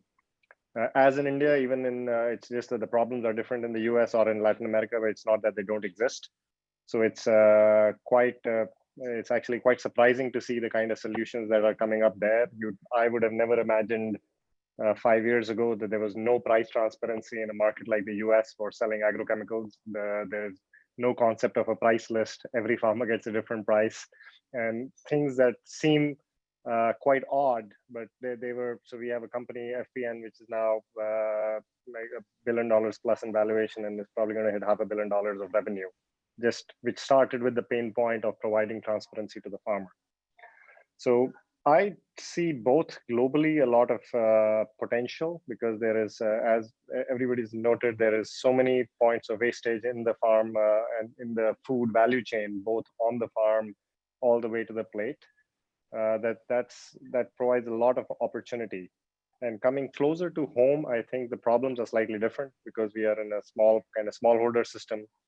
But with the confluence of the importance of sustainability right now, everyone's excited. Everyone wants to do, the world's looking for impact investing. Sustainability is super important.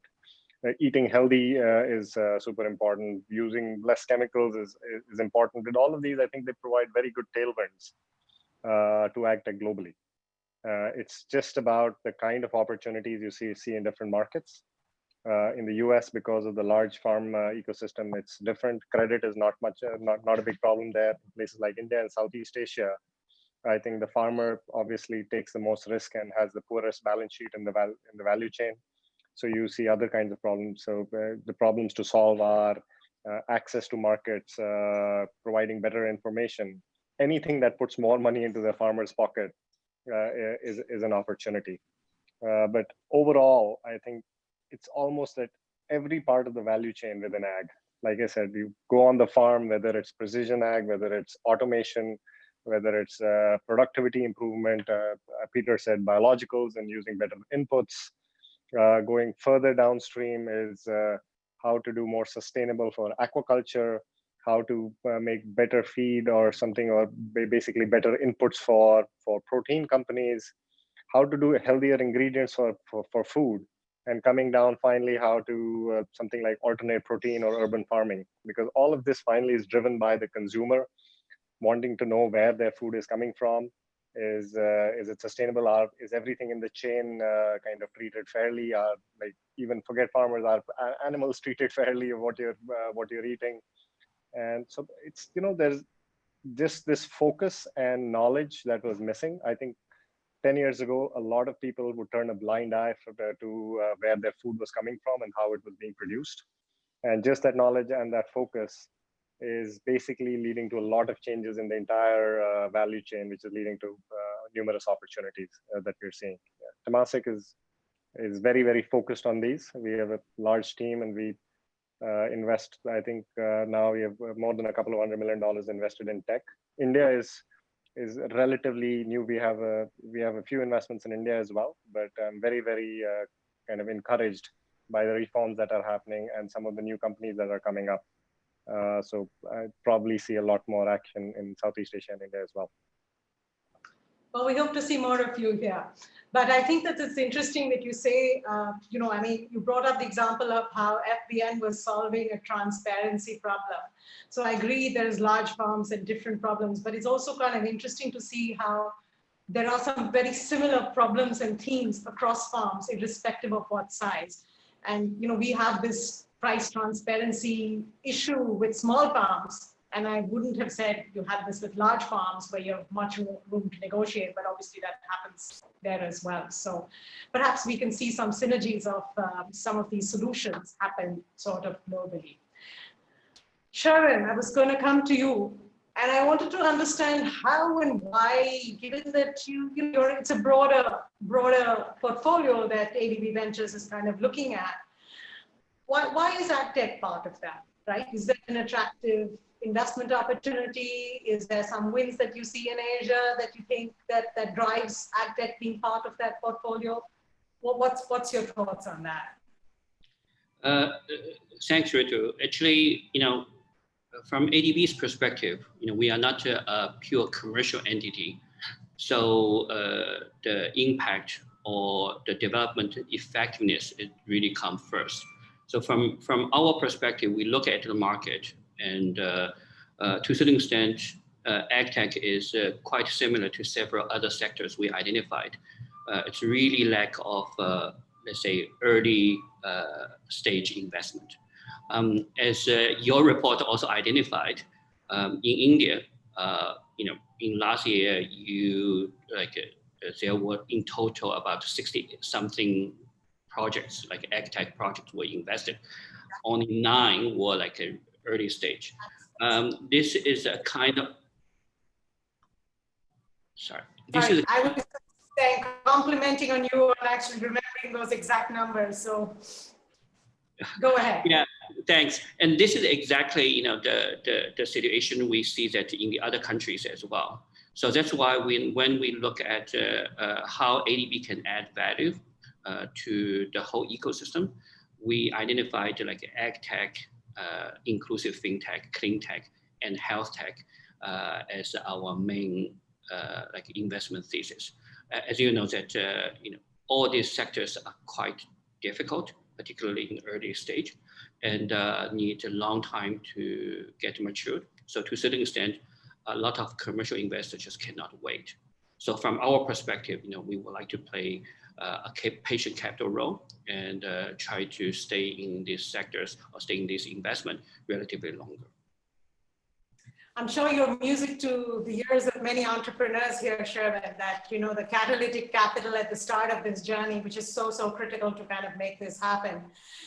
Do you see synergies, Sherwin, here across Asia as you do this? I mean, do you see patterns? Perhaps you probably also see that there's a lack of this early stage capital, right? Do you see business model synergies? Do you see opportunities that are similar? So an entrepreneur that you support would be able to gain from partnerships across the region? I do think so.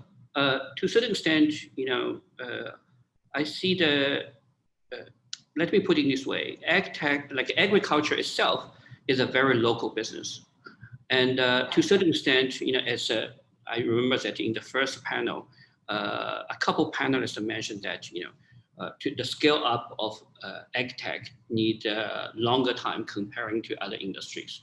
And to a certain extent, you need to understand the local culture, you need to understand local ecosystem before you really can get to a certain speed. In India, probably like each state is different, and eventually you need to probably take different strategies to scale up. I would say that in the whole Asia Pacific, we look at like about 40 markets, and every market is different. But at the same time, if you look at the similarities between some of the markets, they have a lot. So, for example, the characters of Indians like the ag sector is. You have a lot of small farmers. And this is also, quite similar in some other Asian countries. So to a certain extent, certain technology can be scaled up in India. I would say that potentially this technology will have a lot of potential in some other countries as well.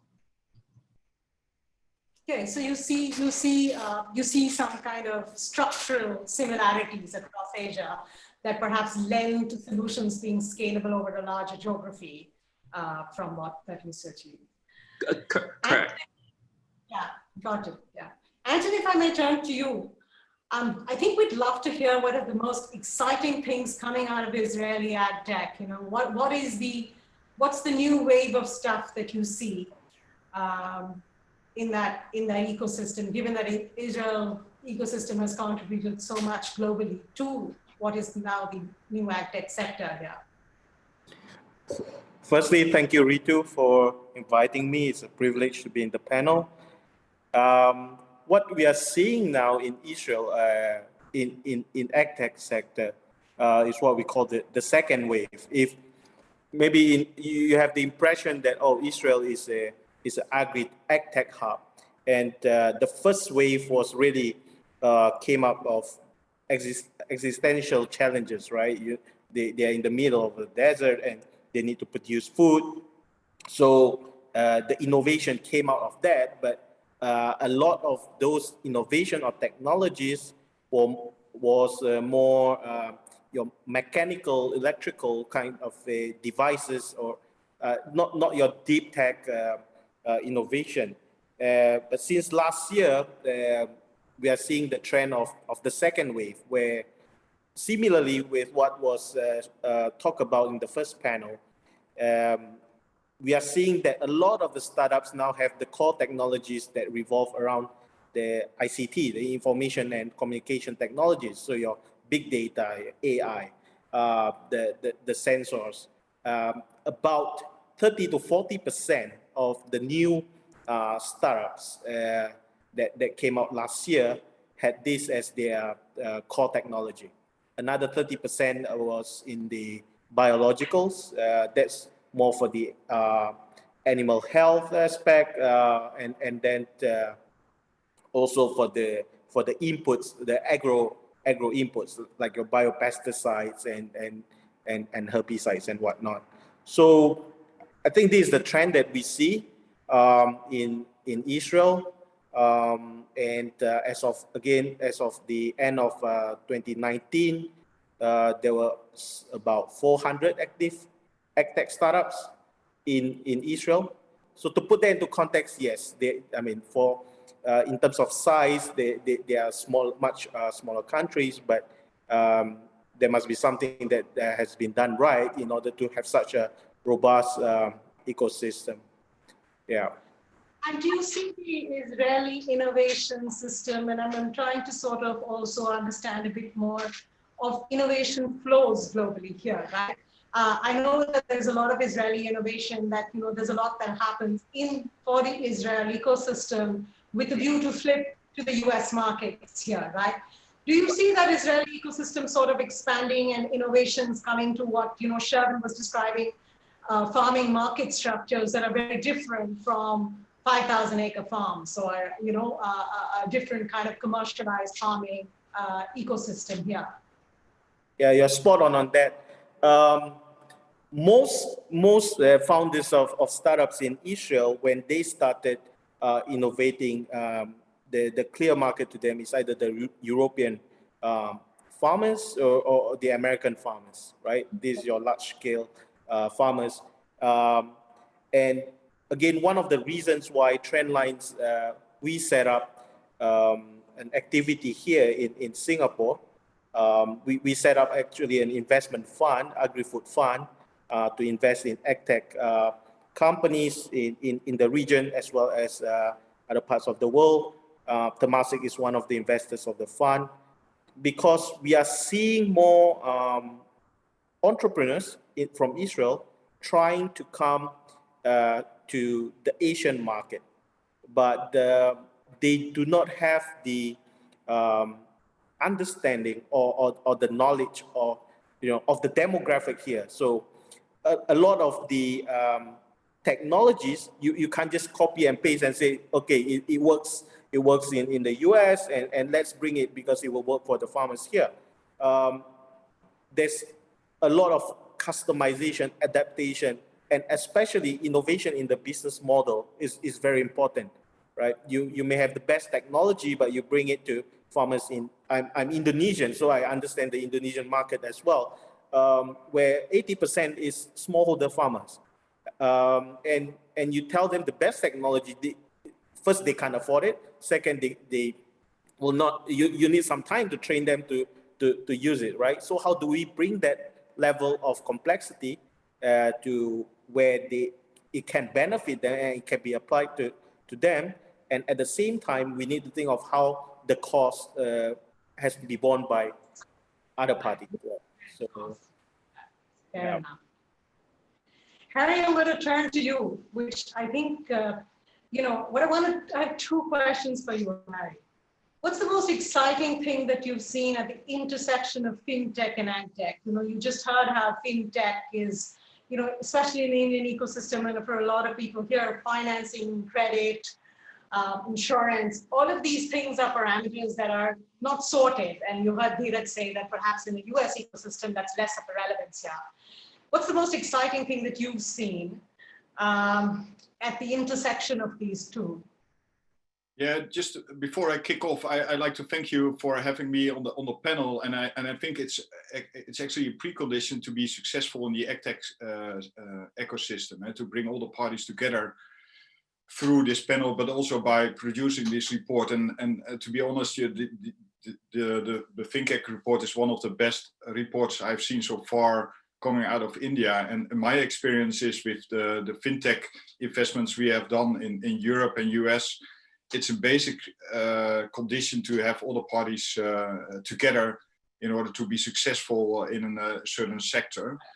So, but back to your question. So to understand a little bit where we come from, so I'm heading the corporate investment arm Rabofonds Venture, which is a 150 million euro fund. We have done 20 investments so far in the fintech and as well agritech space, which is non-typical for a financial service provider, because usually they focus only on fintech and not on agritech. But it has to do, of course, with the background of the Rabobank. Of course, we have the heritage is in the rural areas in the Netherlands, but 100 years later, we are a global player in the food and ag space. So it also makes sense to look after agritech related solutions. And interesting enough, there's an interesting blend or crossover between fintech and agtech, which is already mentioned a couple of times during the panel, and also is also mentioned in the report. And if you look specifically at India, of course, we look at scalable solutions, global solutions, which can finally play not only a role in India, but also somewhere else. And I think there are certain subsegments we are heavily interested in. It's in the upstream part, so in e-commerce solutions.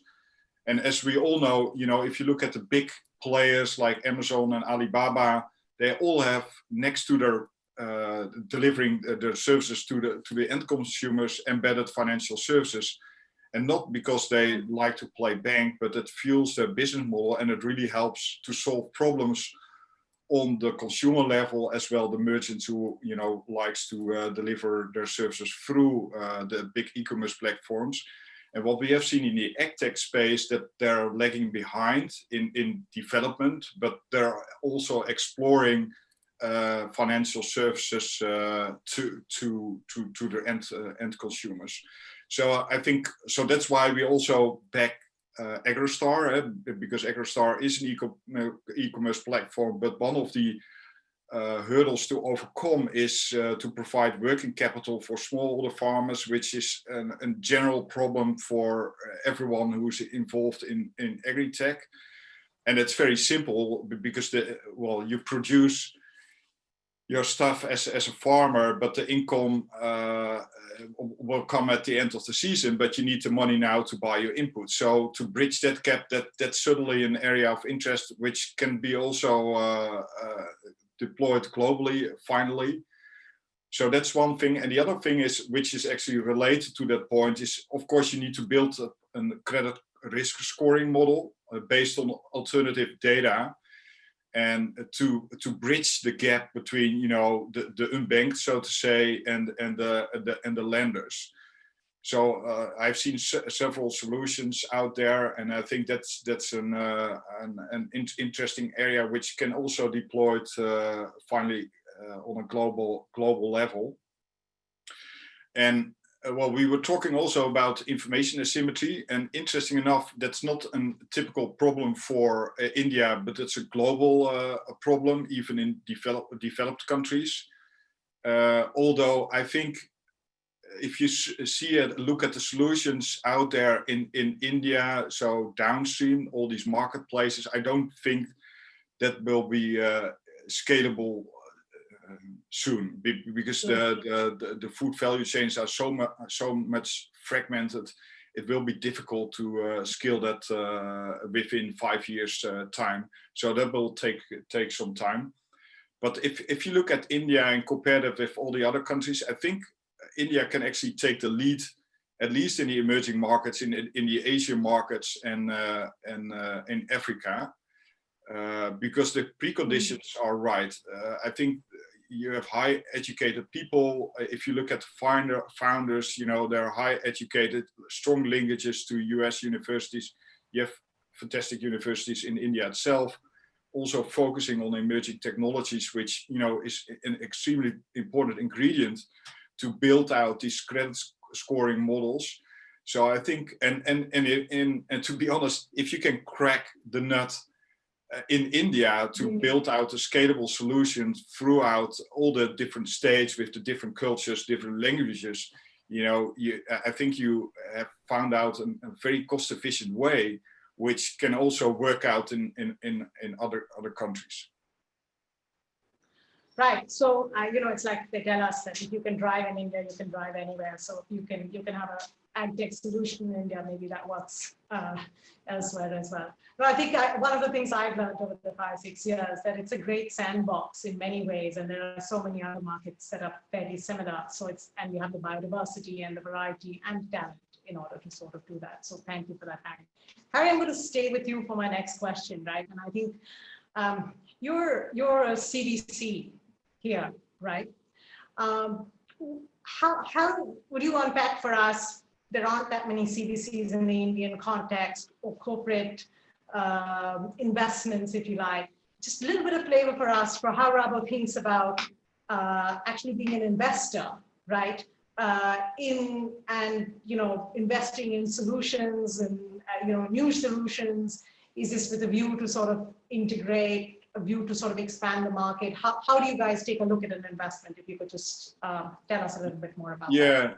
Yeah. Well, it's certainly a good question. It actually strikes me that there are not that many CVCs active in India, and I'm actually not used to it if you compare it with the European situation and the US situation, which is, and also if you look at the big food and ag players, well, they are active around the globe, but somehow I don't know exactly what the reason is. Maybe it's perceived risk or whatsoever that they lagging behind. Although I think there's a huge opportunity in India itself, looking at the Indian market itself. But anyways, so I think for me it's facilitating a two-way street, and it actually comes back to what Henry Chesborough has written, I think already 20 years back on open innovation. So I'm being involved with the Rabobank already for ages, longer than I ever expected. But I'm always being inspired by Chesborough, the professor of Berkeley. Unfortunately, he passed away last week, but he's the founding father of open innovation. So for me, it actually comes down to, instead of trying to figure out everything by yourself, try to reach out to the ecosystem and take advantage of what's going out there. And I think for me, it's finally comes down to facilitate a two-way street towards our portfolio companies. And of course, we like to take advantage of what they try to explore, and it's not from an acquisition perspective, but I'm really a believer in an ecosystem builder. So brands next to your own brands, and so you don't need to own the company to facilitate this two-way street. So that's but anyway, so we try to learn, of course. But the other way is also what we try to do is leverage the assets of the bank, and it can be anything, delivering technical expertise well, Arindam from Rabo Foundation is trying to facilitate that through, bringing all the parties together on the credit risk part. So I think in delivering technical expertise, but also opening up our network, opening our distribution channels, so there can be anything. So we, of course, every single investor would say, we try to not only give you money, but giving a value add. But I think with the expertise we have in the food and ag system, we can really deliver value to the food and ag startups in that space. No, Harry, that's very useful. I think you mentioned two very critical things. One is that if you have an ecosystem developed around you, it helps you as well. And also, I imagine that, for you to bring innovative solutions to your clients by partnering with somebody is also a valuable thing to sort of do. I hope we can see more of that happening in the Indian context. Shelly, while we say... And Rita, can I add? What for instance strikes me, because we all know all the food and ag players, it's all about a data play. So you need to understand what the customers are doing, what the farmers are doing, what they are producing, just in order to bridge the gap between what's going on the fields with the final produce, etc., etc. But so that's why I'm also interested in AgroStar, because it's not only facilitating inputs, but it's also create tons of data of how inputs are actually being used, who's actually using it. But what strikes me that the big players are not really interested in that part. And well, I don't want to blame them, but for me it's so obvious, because till now it's just a black box. So they distribute the stuff to the farmers, and no one knows actually what's happening. And for me, that's key. So that's because data, well, everyone is saying it's the new oil to fuel all new business models. So that's why we also have interest in that. Right, to some extent, yeah. That you want to know what's happening in the market. You don't quite have that full data, and this allows you to get that. No, fair point. I mean, I couldn't agree with you more. I think there's a lot to be sort of done here. There is a lot of value, I think, creation from these partnerships, both ways. I don't think it's a one-way street. And I think we have to get to that in this context. Shaban, I wanted to turn to you, and we're talking about leveraging assets, and I think one of the conversations that we had was about, how ADB and, much like Rabo, you guys are also bankers to a lot of people across the region here, right? And should you tell us a little bit more about how, you expect to be able to leverage that asset? And again, I want to come to this is, you talked about market structures, et cetera. So how could startups sort of, we don't have to be siloed in our solutions. Solutions should have a much larger reach. How do you envision these partnerships? Is there some stuff for Indian agtechs here to be looking towards how they could leverage you for getting partnerships beyond whatever may happen in the Indian ecosystem? Yeah. Thanks, Ritu. This is a very big question. From our perspective, to be honest with you, we try to help the startups to de-risk as much as we can. So as you know that for startups, to a certain extent, they just cannot take a big shot or too many shots during their early stage. So what we try to do is that, for example, we have a program called Seed. It's a kind of a grant program to help the startups. For example, if they try to enter into a new market or enter into a new sector, then the grant basically will help them to, get them easier to get the first client on board. So this is just example, for example, if a startup would like to become a supplier of a big company, as you know that for larger corporate, the procurement will take weeks or months, and those large corporates are traditionally very reluctant to take startups on board as their suppliers. So what we are trying to do is that, for example, if you are an Israel company and you have already proven your product in Israel, and if you try to come to the Philippines, then we say that that's fine, if this is your potential client. we pay for the subscription for like the first 3 months, or we pay for the product for the first season. And of course, we will try to get the investment right in the company along the way if it turned out to be a successful partnership. So this is something we help the startup to enter into the market with relatively lower risk.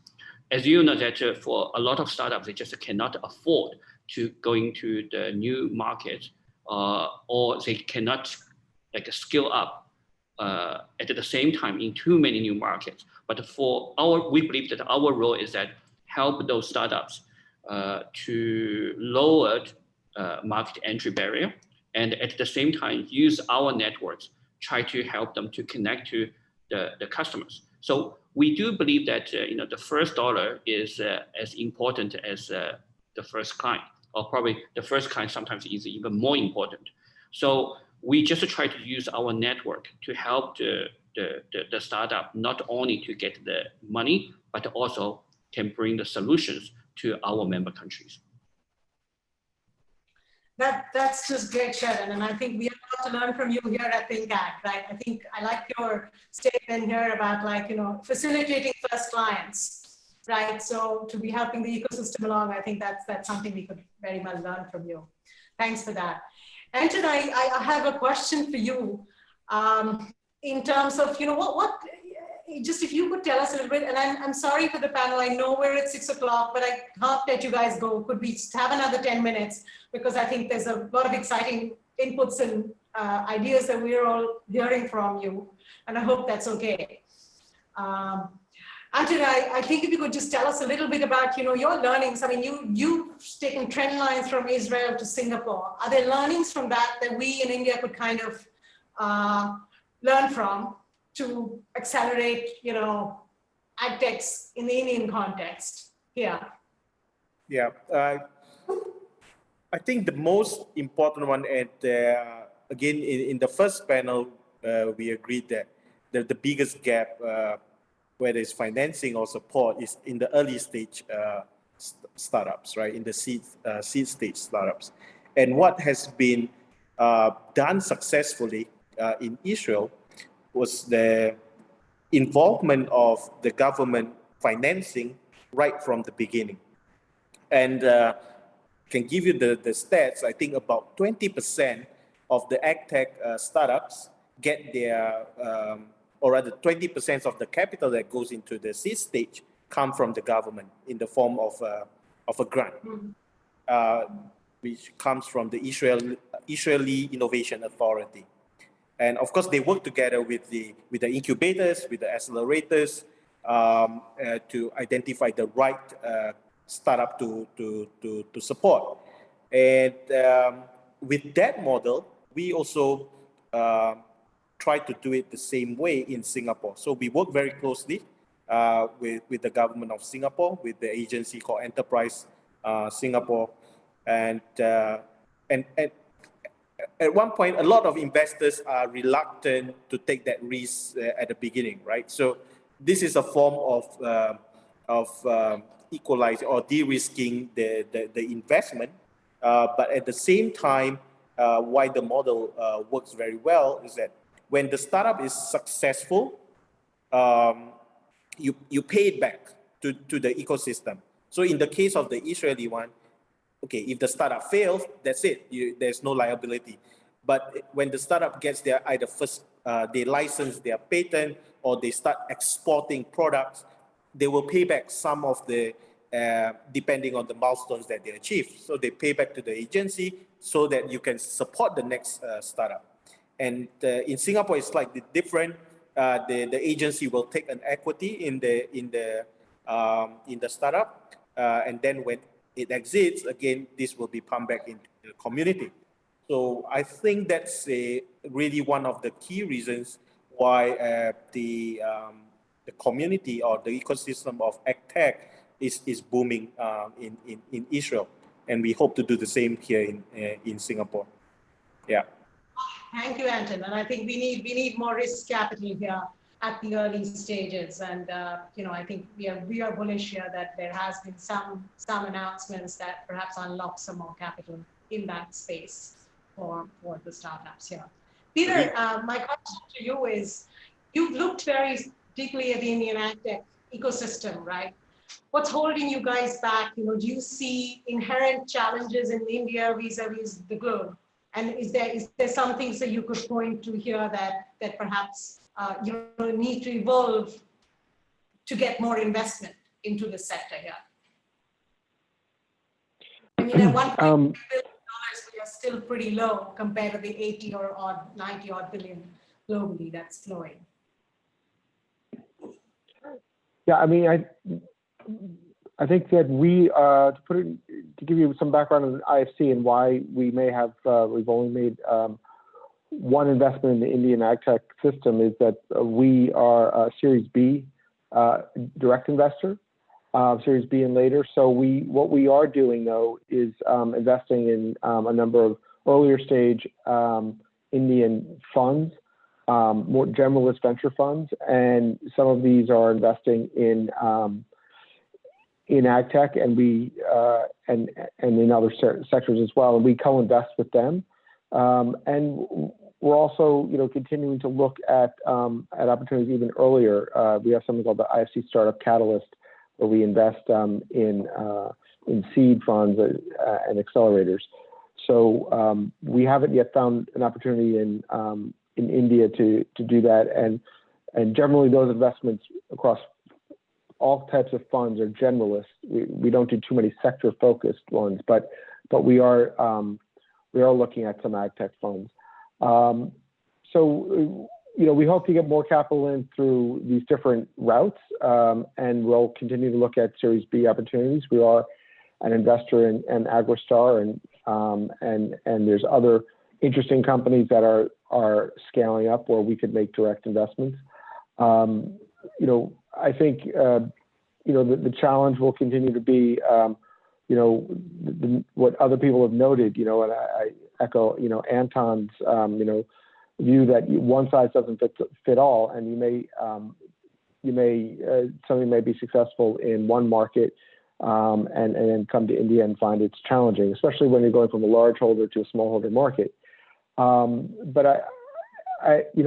I think that there are real challenges, like in India for farmers. I think there should be solutions that can be brought to market and and for startups to use solving one or two of those problems to scale up. It's just about finding the right business model. I think there's technology out there, but it's really about finding the right business model. So we're continuing to look in India, and I think we'll be making additional investments over the next year. We also make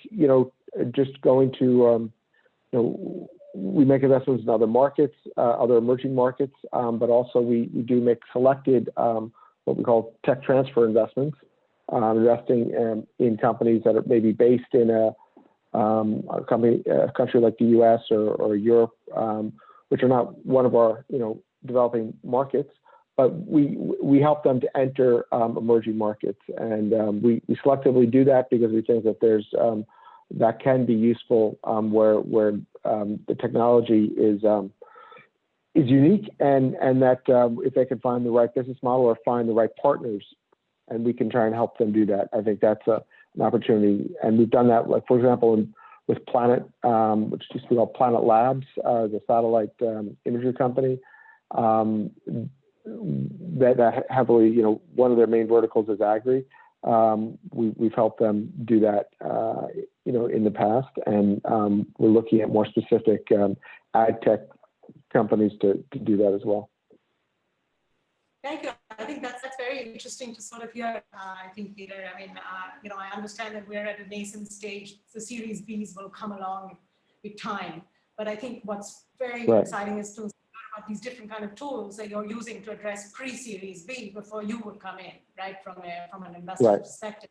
And either tools to bring technologies to India or via indirect investments. Yeah, right. So I think that's sort of great. I think we hadn't probably thought about it that way, but that's a great way to sort of address the ecosystem. Neeraj, last to you, but not the least, right? I think what would be great if you would tell us a little bit about what you would like to see happening in India, right? Are there things that we can learn from what you guys have seen happening globally that you would really like to see happening in the Indian ecosystem to make this more attractive for investors globally? You know, I actually don't think there's anything that needs to be fixed. I think it's a matter of evolution and it's a matter of time. It's started fairly recently in India, and we are seeing companies kind of scale up.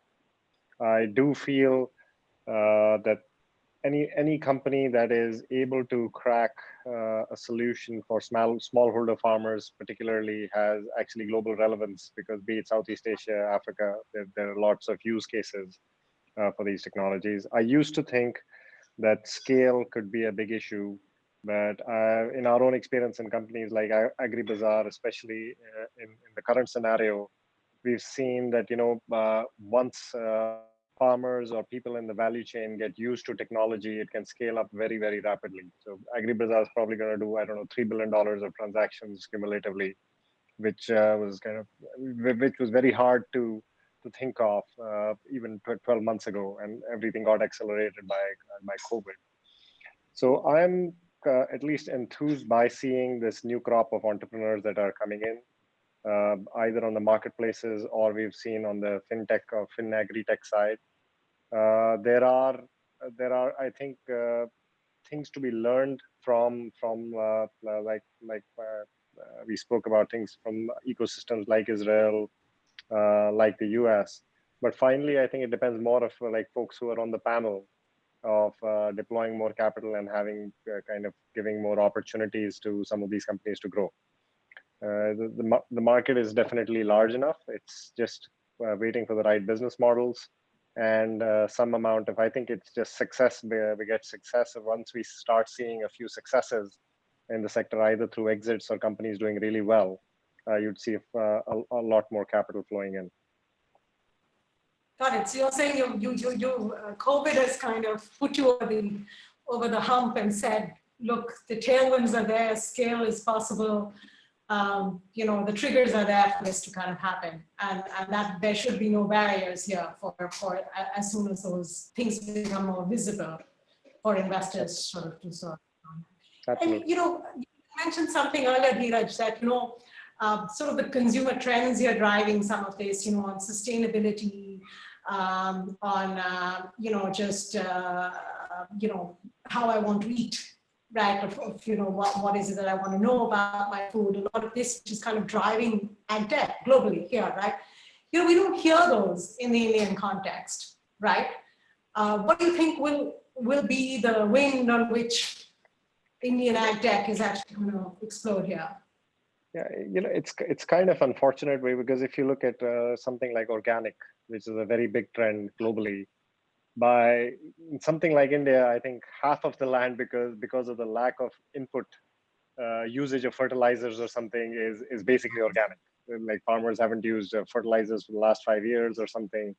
It's about kind of both having the knowledge and developing those business models for certification and things like that. So I think there are pockets of opportunity exists, but it lacked like I said, entrepreneurs or the right talent kind of coming in to develop some of these models. But I'm hopeful that going ahead, especially with the focus on sustainability and on better practices, a lot of those can be applied to the Indian context as well. Definitely, and I think COVID has also created some consumer trends, so maybe we'll see some impact of some of that as people start wondering about their food a bit more. Yeah. So thank you for that. So with that, I want to wrap up and thank the panel really for you know, all their insights here. You know, I think we heard Neeraj talk about the macro trends globally that is driving innovation, and Peter as well talk about, you know, how precision ag and getting more yield out of the land, as well as more sustainable methods of farming, moving from chemicals to biologicals, is driving some of the ag techs globally here. I think the other side on sort of the, I think there was a lot of, there are similar trends that I think we heard people talk about, which I think all of us sitting in Indian Ag here are familiar with. Farmer problems, farming problems, supply chain problems, albeit at different scales, and market structures that are fairly similar to India that lend to actually expansion beyond just what happens in India, and India could serve as a sandbox for growing globally here. But last but not the least, I think we heard about the need for catalytic approaches as investments in the sector kind of take off. And I would argue that we are at a nascent stage. 5 years into this, things are still developing. But I think the tools for leveraging your assets, sort of what Harry spoke about and Sherwin spoke about, and also talking about the investment structures of being able to say, how do I support first clients, or looking at supporting technologies from one place going to the other, as Peter is doing at the IFC.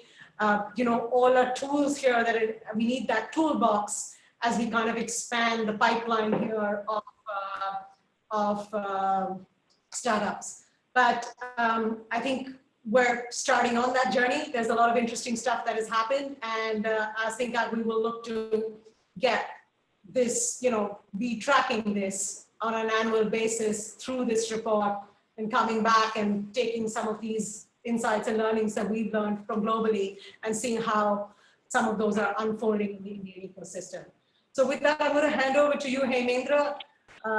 If we could take 1 or 2 questions, I think we don't have much time. I know we are overstep time. Let's take 3 questions. I know it's late, but I think there are some very good questions, and I think it will be injustice to the audience if we don't answer them. So let me just take the top 3 questions. The first question is around, do Indian investors have patience for fundamental research? I know Jinesh has left. Kunal, if you're around, can you take this question? Thanks, Amin.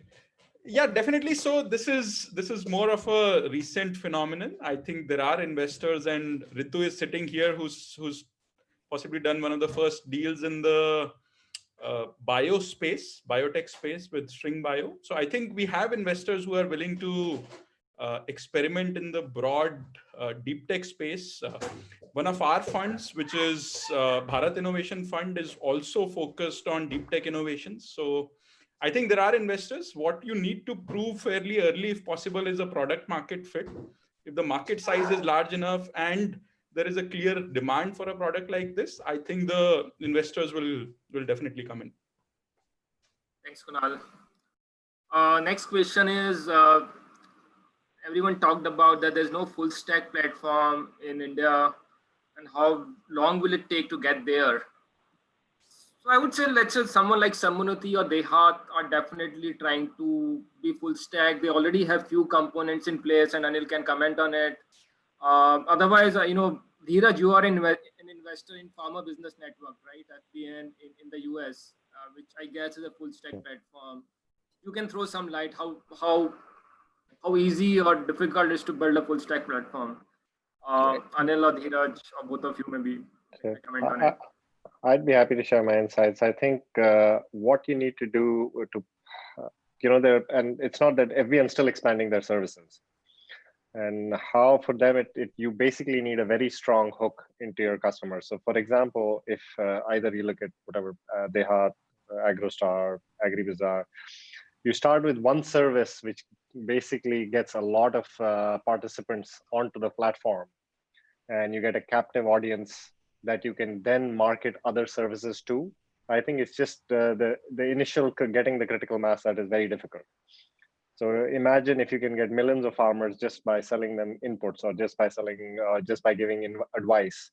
And then there's nothing stops you from extending that to financing, to extending that to insurance, but because people get used to a platform, and if they see the convenience, it's not like building a brand new business all the time. It's just that you have access to customers, and then you can keep on adding on services as long as you're reputable and people kind of think you're a dependable platform.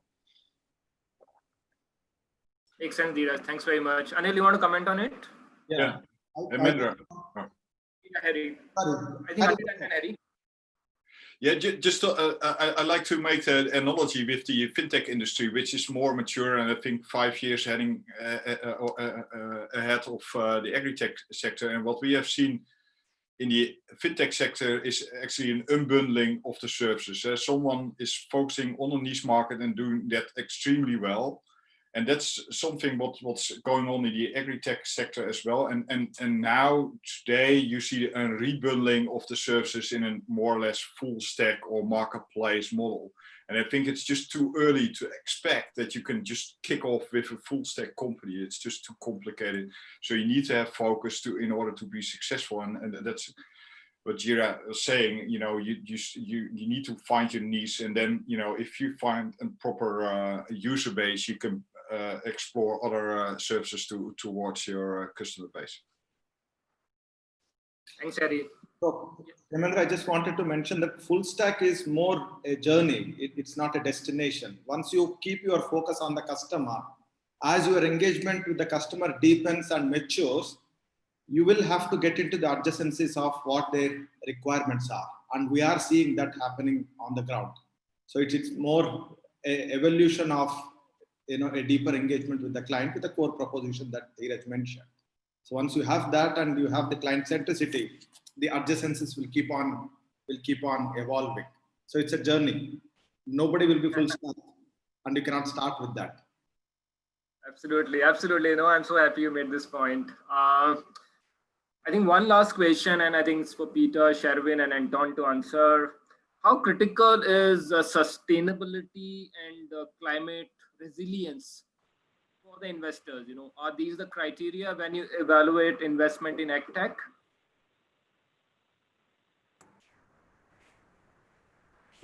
I can jump in. I mean, I think they're certainly important for IFC as an investor. I think that, and they are important for the farmer, but you still have to solve that problem, or come at that problem with a commercial product that makes sense.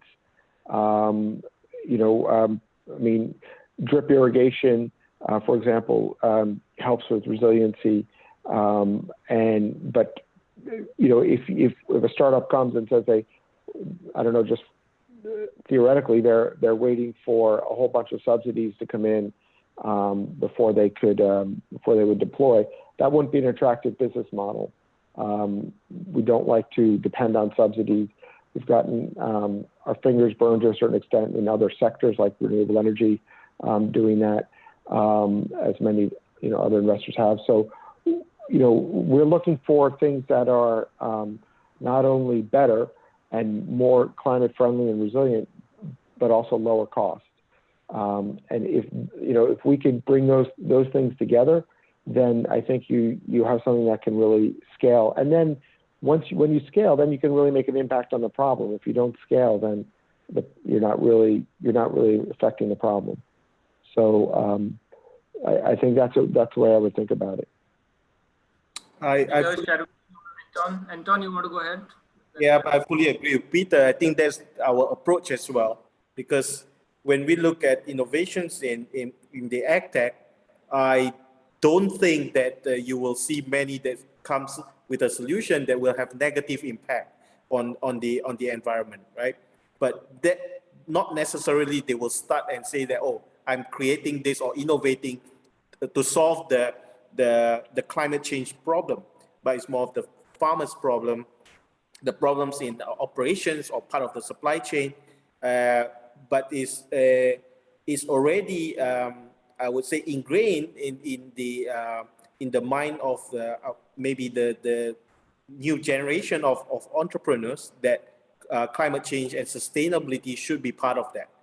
Yeah. So we, as investors, we don't put a score on it, but when we evaluate the technology, definitely, I mean, if we see any element that will affect the environment or the sustainability negatively, we will not invest in that. Thanks, Anton. Sherwin, your views? Yeah, I would like to echo Peter and Anton on this. And to a certain extent, sustainability by definition I would say that if we don't pay attention to it at the beginning, and the business, personally, I just don't believe that it's sustainable. And from our perspective, we do have very rigid criteria, and also we do track whether the company, deliver those impact targets along the way. So for us, it's very important not only to set the target. I really don't think, whether it's a big farmer or smallholder farmer is a major issue. It's more about whether you have a sustainable business model. Actually, when I talk to a lot of entrepreneurs, I always encourage them saying that, okay, yes, when you first start, probably you probably need to think about whether you can make the business profitable, whether you can hit the targets you agreed with your investors. But at the same time, if you want to build a sustainable long-term business, you do need to pay attention to those targets, those impacts. Otherwise, sooner or later, it will slow down or stop your business. Thanks, Sherwin. Totally agree with you. I think sustainability, climate resilience, farm economics, I think they go hand in hand. It's not that they are contradictory. And I see more and more investors sort of making it as a hygiene factor. So I think we have many more questions, but I think we are running out of time. So I just want to apologize to audience if we are not able to answer some of the questions. We'll try to answer it offline if that's okay. And since we are towards the end of the sort of discussion, I just want to thank all the panelists, all the speakers, all the audience for being with us for almost 2.5 hours. It's been a great discussion. A lot of insights came out of it. You can, as Abhijit mentioned, you can download the report from ThinkAg website. And as Ritu and Raman mentioned, it's going to be an annual feature. We will try and release it every year. Of course, a lot of hard work, but we want to make sure that we come up with this report every year. This time we got late. Hopefully next year it will be released soon. We also want to do a report on food tech. So if any partners or collaborators who are there on the call who want to work with us, I think that'll be great. Last but not the least, a big thank you to Arindam and Anjani for supporting us in the journey. I don't think we could have come this far without their support. And many thanks to all of you. I see Anil, Kunal, Peter, Sherwin, Dheeraj, Anton, and Harry for being with us. Some of them have left, so apologies to them. We kept them for a longer time than what they promised us.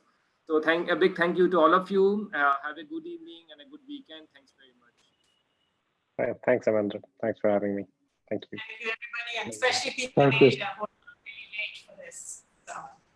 Bye-bye. Bye. Thank you. Everybody. Have a good weekend. Thank you. Thanks.